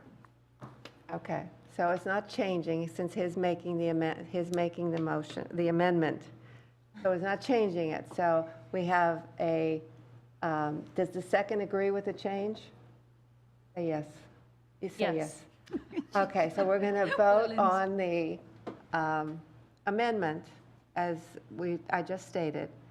So all those in favor of agreeing to the amendment to the motion, say aye. Aye. Aye. Opposed? Nay. I'm a nay too. So it's 1, 2, 3, 4. I don't think I can vote, can I? Yeah, you can because it's an odd Okay, number. so I vote yes. And so the amendment passes. And now we'll go back to the original motion, which now includes the amendment that was passed. So the amendment is 50-50 and 0 with the aspirational recommendation for staff. So with that, I call the motion, call for the whatever. I'll second that motion. You don't need to Already been second. seconded. All those in favor of the amendment, the motion with the amendment, please say aye. Aye. Aye. Opposed? Nay. I'm a Motion nay. carries. Okay, thank you. Okay, the last thing on our agenda, it's too late, I can't even talk, is we need a vice chair, especially since I will be gone for several meetings in the next couple months. So is anybody willing to step forward and put their name in to be vice chair? I would like to I put my, nominate this guy. thank you, Carl. Are there any other nominations from the floor? Can I nominate her? You can nominate anybody you I want want. to nominate Lindsay. Do I have to accept or reject? Yeah, it would be nice if you Okay, accepted. I would accept that. Okay, so we have 2 qualified people to be vice chair. I'm not quite sure how to do this. All those that would like. Do you want to give them a chance to make statements if they're 2 candidates? Do you know what? I hope you have prepared remarks. Yeah. Better yet, you want to pass us some money. Are You you, can't make a statement like that, no. being vice chair, and since I will be gone, you're going to be running the meetings. And do you feel comfortable enough you've both been on the council for a while, whatever this is, for a while. And, commission, and so you both know what to do, and you're both certainly qualified for doing it. But are you going to be in town? Do you have the time to do it? And, okay, so we have 2 qualified people to be vice chair. So all those who would, we only have 1, 2, there's not enough people. So all those that would like Ron to be your next vice chair. Both, or do we have to vote for one versus the other? Yeah. How did? You don't get to vote. You don't get to vote. There's Obviously, only 5 of but us. There's only 5 of us to get to vote. Point of order, you don't get to vote for yourself. It's well, counts. obviously, but I'm saying like, Cancels out. is it yes versus no on or? Well, anyway, there's 5 of us that can vote. So all those that would prefer to have Ron be the vice chair, Aye. Aye. all those that would like Lindsay to be vice chair. I've shoveled everything.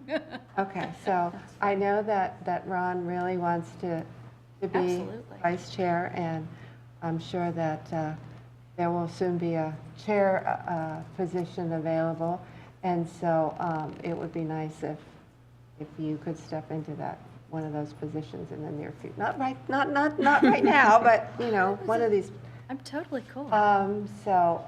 With that, I'm assuming that Ron is now your vice chair, so congratulations. Thank you. And again, with that, I'm going to call the meeting at 9:26. 1 hour late. This is one of the longest meetings that we've